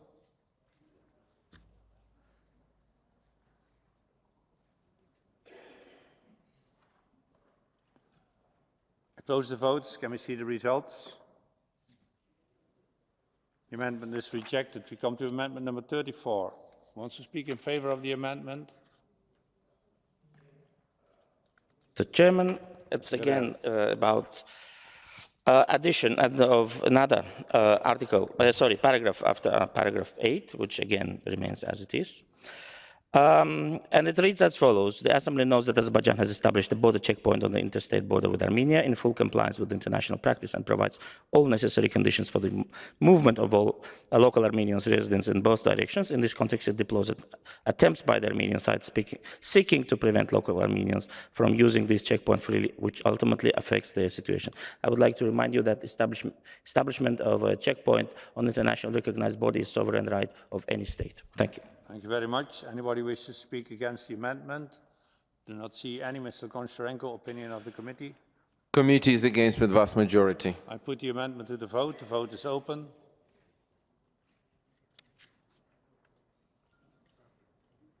Close the vote. Can we see the results? The amendment is rejected. We come to amendment number 35. Who is going to support it, sir? You have the floor. It's inaccurate to describe the situation as if Azerbaijan is not complying with the interim measures indicated by the European Court of Human Rights. At least in the case of the ill persons mentioned in the report, all ambulances passed through the road and hundreds of Armenians reunited with their families on both sides.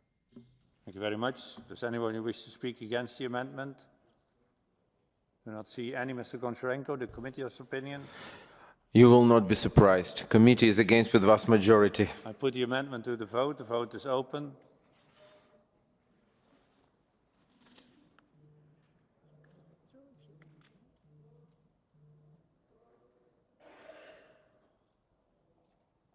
The vote is closed. Can we see the results? The amendment is rejected. We come to amendment number 36. Sir. We resolutely reject the absurd allegations. The statement is factually wrong. We remind Armenia once again that despite the creation of appropriate conditions for the transparent and safe passage of the local Armenian residents of Karabakh region of Azerbaijan in both directions at the Lachin border checkpoint, and the fact that hundreds of Armenian residents of Karabakh region of Azerbaijan have passed through the checkpoint since its establishment, it's a provocation of Armenian armed forces that obstructed the safe passage from the Lachin checkpoint. Thank you very much. Does anyone wish to speak against the amendment? Do not see any. Mr. Goncharenko? Committee is against with vast majority. I put the amendment to the vote. The vote is open.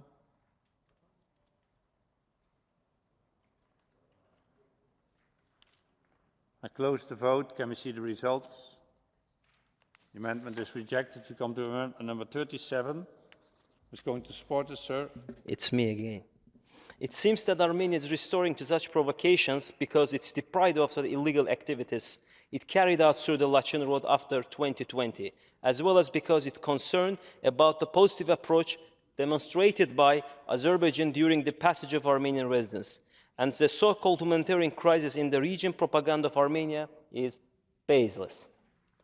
Thank you, Mr. Yafarov. Anyone wants to speak against it? What's the opinion of the committee, Mr. Goncharenko? Against with vast majority. I put the amendment to the vote. The vote is open.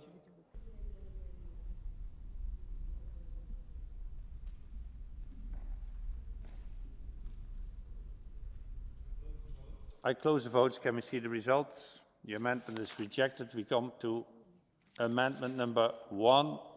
If it will be adopted, then the amendments 38, 39, 40, 41, and 42 fall.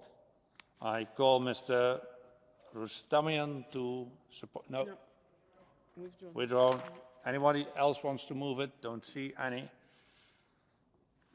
Then we come to amendment number 38. Who's going to support it? I support. Mr. Husseinov. We propose to delete the following phrase because this paragraph does not reflect sufficiently clearly and accurately the essence of the relevant legal proceeding.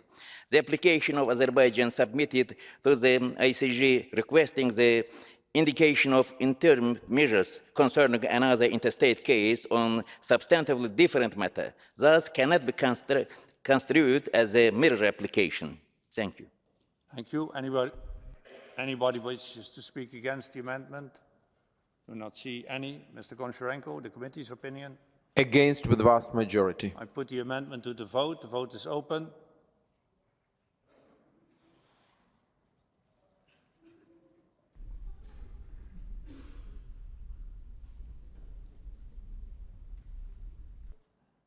Vote is closed. Can we see the results?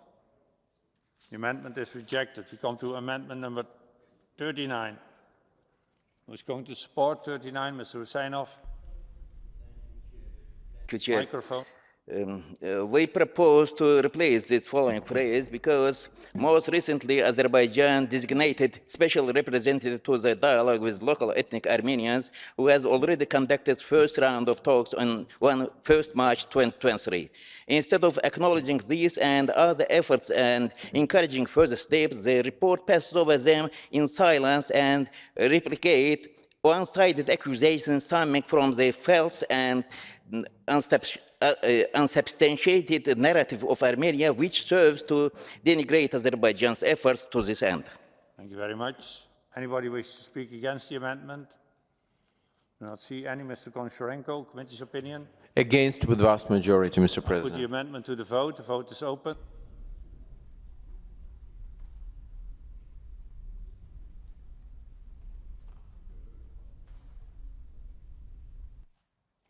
Close the vote. Can we see the results? The amendment is rejected. We come to amendment number 40. Who's going to support amendment number 40? Mr. Husseinov. Thank you, Mr. President. Mr. President, we propose to replace the phrase allegation with profound concerns because denying the illegal presence of military personnel of Armenia and Azerbaijan, abuse of Lachin Road over the last 2 years is a vivid example of hypocrisy, and Azerbaijan provided a number of well-documented reports, including videos proving that. Therefore, they cannot be allegations. We propose to change allegations with profound concern to reflect the situation accordingly. Thank you very much. Anybody wish to speak against the amendment? Do not see any. Mr. Goncharenko. Committee is against with vast majority. I put the amendment to the vote. The vote is open.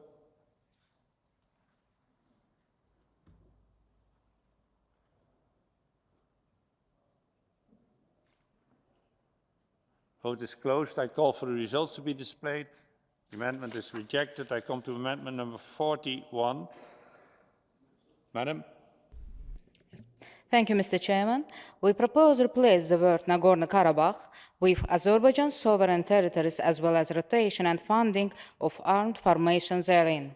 Because the presence of the armed forces of Armenia in the territory of Azerbaijan is not disputed, and even was confirmed by the senior officials of Armenia. Also, the establishment of checkpoint has extensively prevented the rotation of those forces.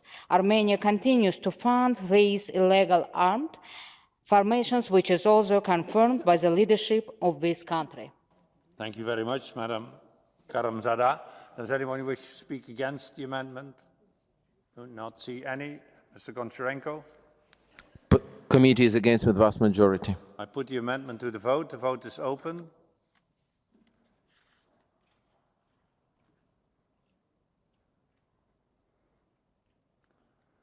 I close the votes. Can we see the results? The amendment is rejected. We come to amendment number 42. Madam Karamzada? Yes. In this amendment, we propose to replace the words Nagorno-Karabakh with Karabakh, because the place should respect Azerbaijan constitution and official toponyms. Thank you, Madam. Does anybody wish to speak against the amendment? Do not see any. Mr. Goncharenko? Committee is against with vast majority. I put the amendment to the vote. The vote is open.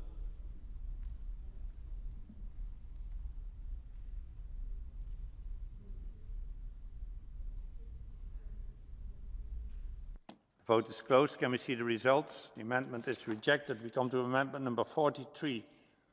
Who's going to support it? Mr. Seedorf. Mr. Chairman, our amendment is to replace the word Nagorno-Karabakh. We already discussed this, but we insist to do that with the following words: the relevant area. This is reflected the reality, and we ask to support this amendment. Thank you. Thank you very much. Does anybody wish to speak against it? Do not see any. Mr. Goncharenko? Against with vast majority. I put the amendment to the vote. The vote is open.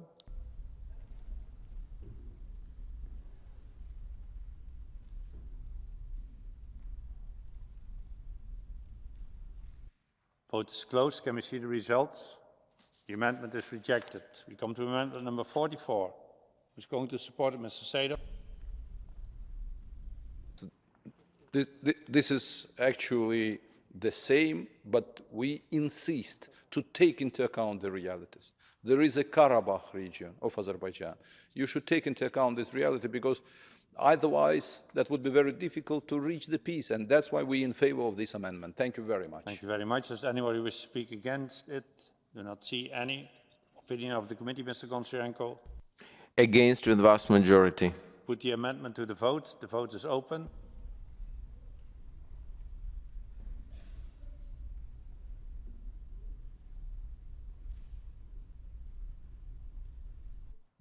I close the votes. Can we see the results? The amendment is rejected. We come to amendment number 45.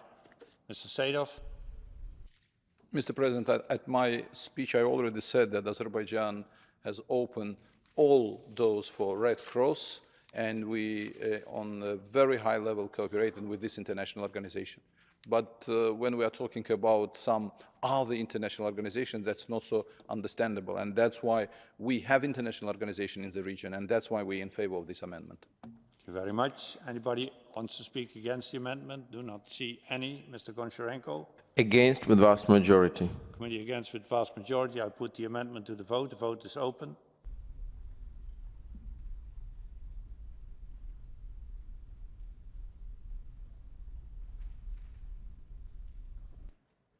Vote is closed. Can we see the results? The amendment is rejected. We come to amendment number 46. Mr. Seedorf?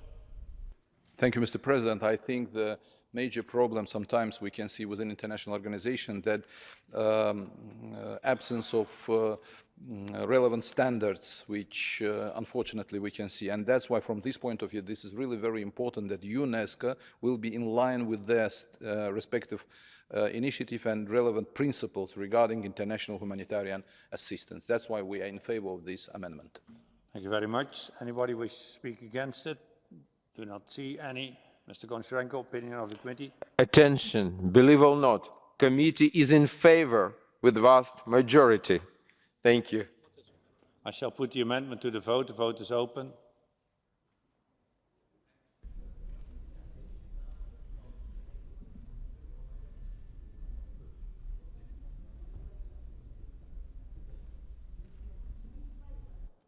Vote is closed. Can we see the results? The amendment is adopted. We come to amendment number 47. Who's going to support amendment 47? Madam Aparadai. In Amendment 47, in draft resolution, first sentence replaced the words of Nagorno-Karabakh with the following words: living in the territories of Azerbaijan where the Russian peacekeepers are temporarily deployed, because this is factually correct. Thank you very much. Does anybody wish to speak against it? Not the case. Mr. Goncharenko. No more surprises, dear colleagues. Committee is against with vast majority. I put the amendment to the vote. The vote is open.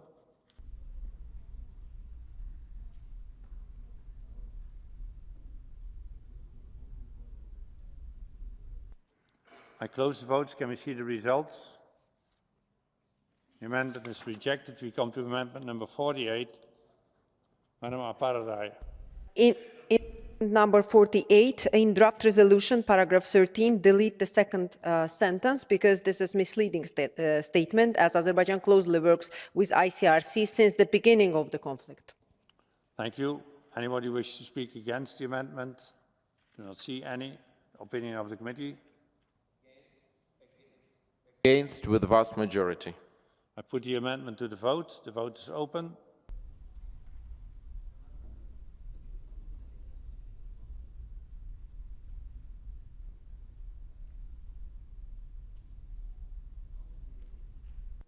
Vote is closed. Can we see the results? The amendment is rejected. We come to amendment number 49. Who's going to support it? Madam Aparadai. In the amendment number 49, we propose the following paragraph. In the full recognition of Armenia's and Azerbaijan's territorial integrity, the Assembly underlines the need to achieve normalization of their relations, and to this end, it strongly supports the negotiations on a peace agreement between the two countries to ensure lasting peaceful coexistence, reconciliation, and cooperation in the region. It also strongly encourages both countries to invest all efforts towards the opening of all transport communications in the region, including the route between Azerbaijan and its Nakhchivan region. In the meantime, it urges Azerbaijan to take necessary measures at its disposal. Anyone wants to speak against the amendment? Not the case. Opinion of the committee? Mr. Goncharenko. Committee is against with vast majority. I put the amendment to the vote. The vote is open.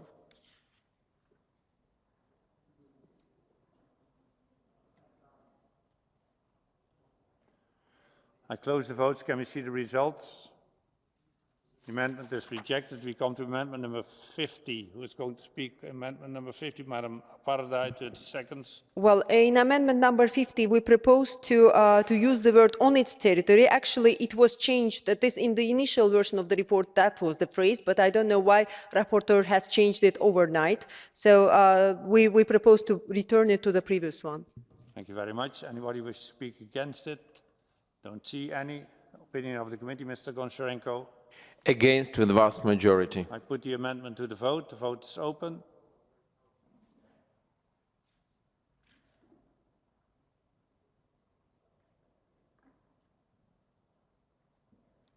Vote is closed. Can we see the results? The amendment is rejected. We come to amendment number 51.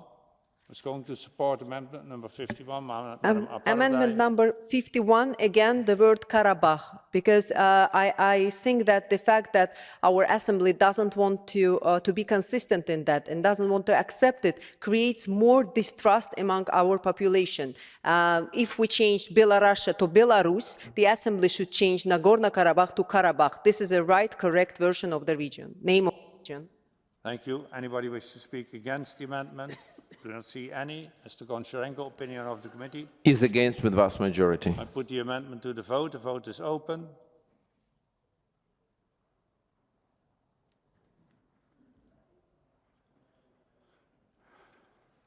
I close the votes. Can we see the results? The amendment is rejected. We come to amendment number 52. Yes, it's me. Hate speech is by no means unique to any single society. And instead of being a one-sided report, the proposed amendments aim at making the paragraph more balanced and comprehensive by recalling commitments of both Azerbaijan and Armenia. And I kindly ask you, to all of my colleagues, to support the amendment. Thank you. Thank you. Anybody wish to speak against it? Do not see any. The opinion of the committee, Mr. Goncharenko. Against with vast majority. I put the amendment to the vote. The vote is open.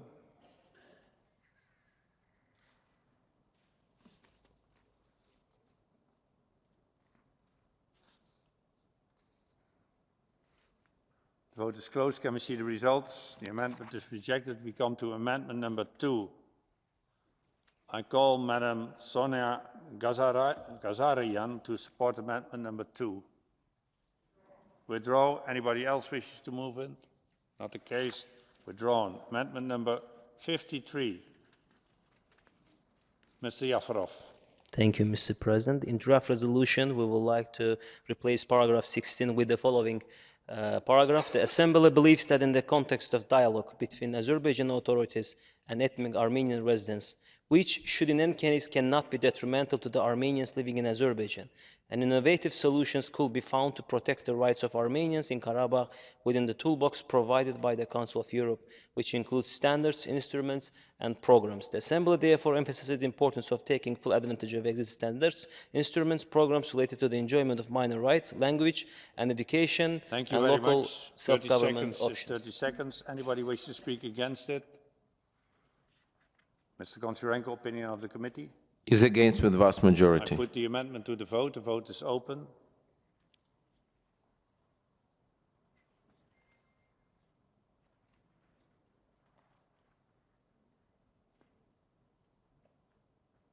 I close the votes. Can we see the results? The amendment is rejected. We come to amendment number 54. Who wants to support it? Mr. Yafarov. Thank you very much, Mr. President. And I would like to tell my colleagues that Nagorno-Karabakh, the word Nagorno is neither Azerbaijani nor Armenian word. It's a Russian word. And even the EU Council President Charles Michel, and when we have trilateral meeting, and following the trilateral meetings in the communiques, they never used, Charles Michel never used this word. And I don't know why our rapporteur is insistent about this terminology. Thank you very much. Anybody wish to speak against it? Do not see any. Mr. Goncharenko. Against with vast majority. Committee is against with vast majority. Put the amendment to the vote. The vote is open.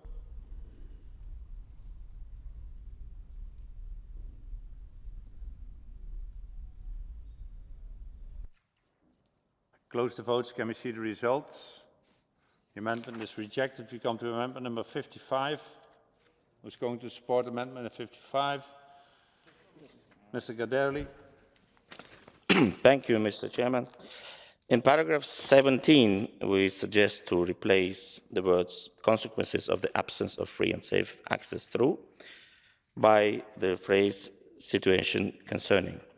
European Court of Human Rights and International Court of Justice don't use the phrase free and safe. The European Court uses the phrase free, safe access, and International Court of Justice unimpeded movement.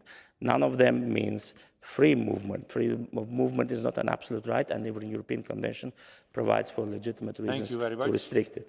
Thank you. So it's a situation rather than. Seconds. Does anybody wish to speak against the amendment? Do not see any. Mr. Goncharenko, opinion of the committee? Committee is against with vast majority. I put the amendment to the vote. The vote is open.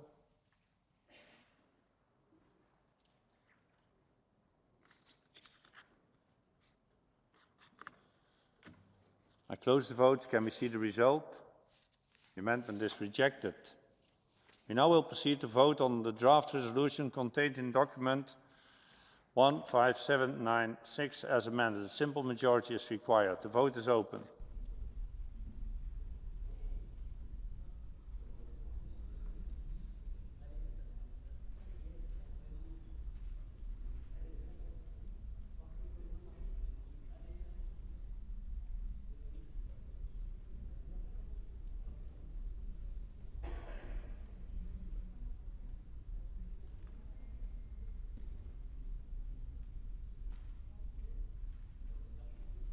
I close the votes. Can we see the results? The resolution is adopted. We now will consider the draft recommendation contained in document 15796, to which 7 amendments have been tabled.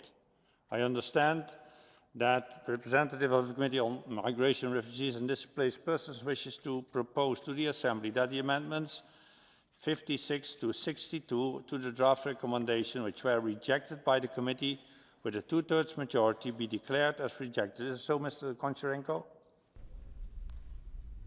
Yes, exactly, Mr. President. Thank you very much. Is there any objection to this proposal? Not the case. That means that amendments number 56 to 62 to the draft recommendation are rejected.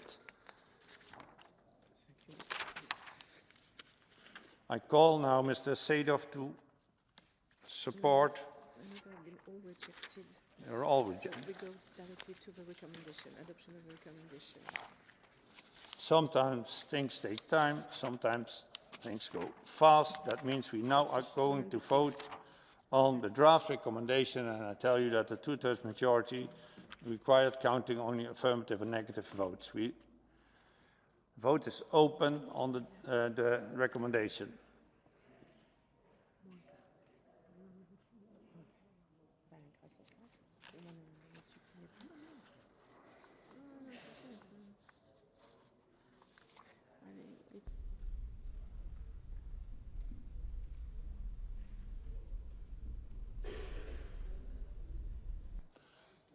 The vote is closed. I call for the results to be displayed. The recommendation is adopted with a 2/3 majority. Congratulations.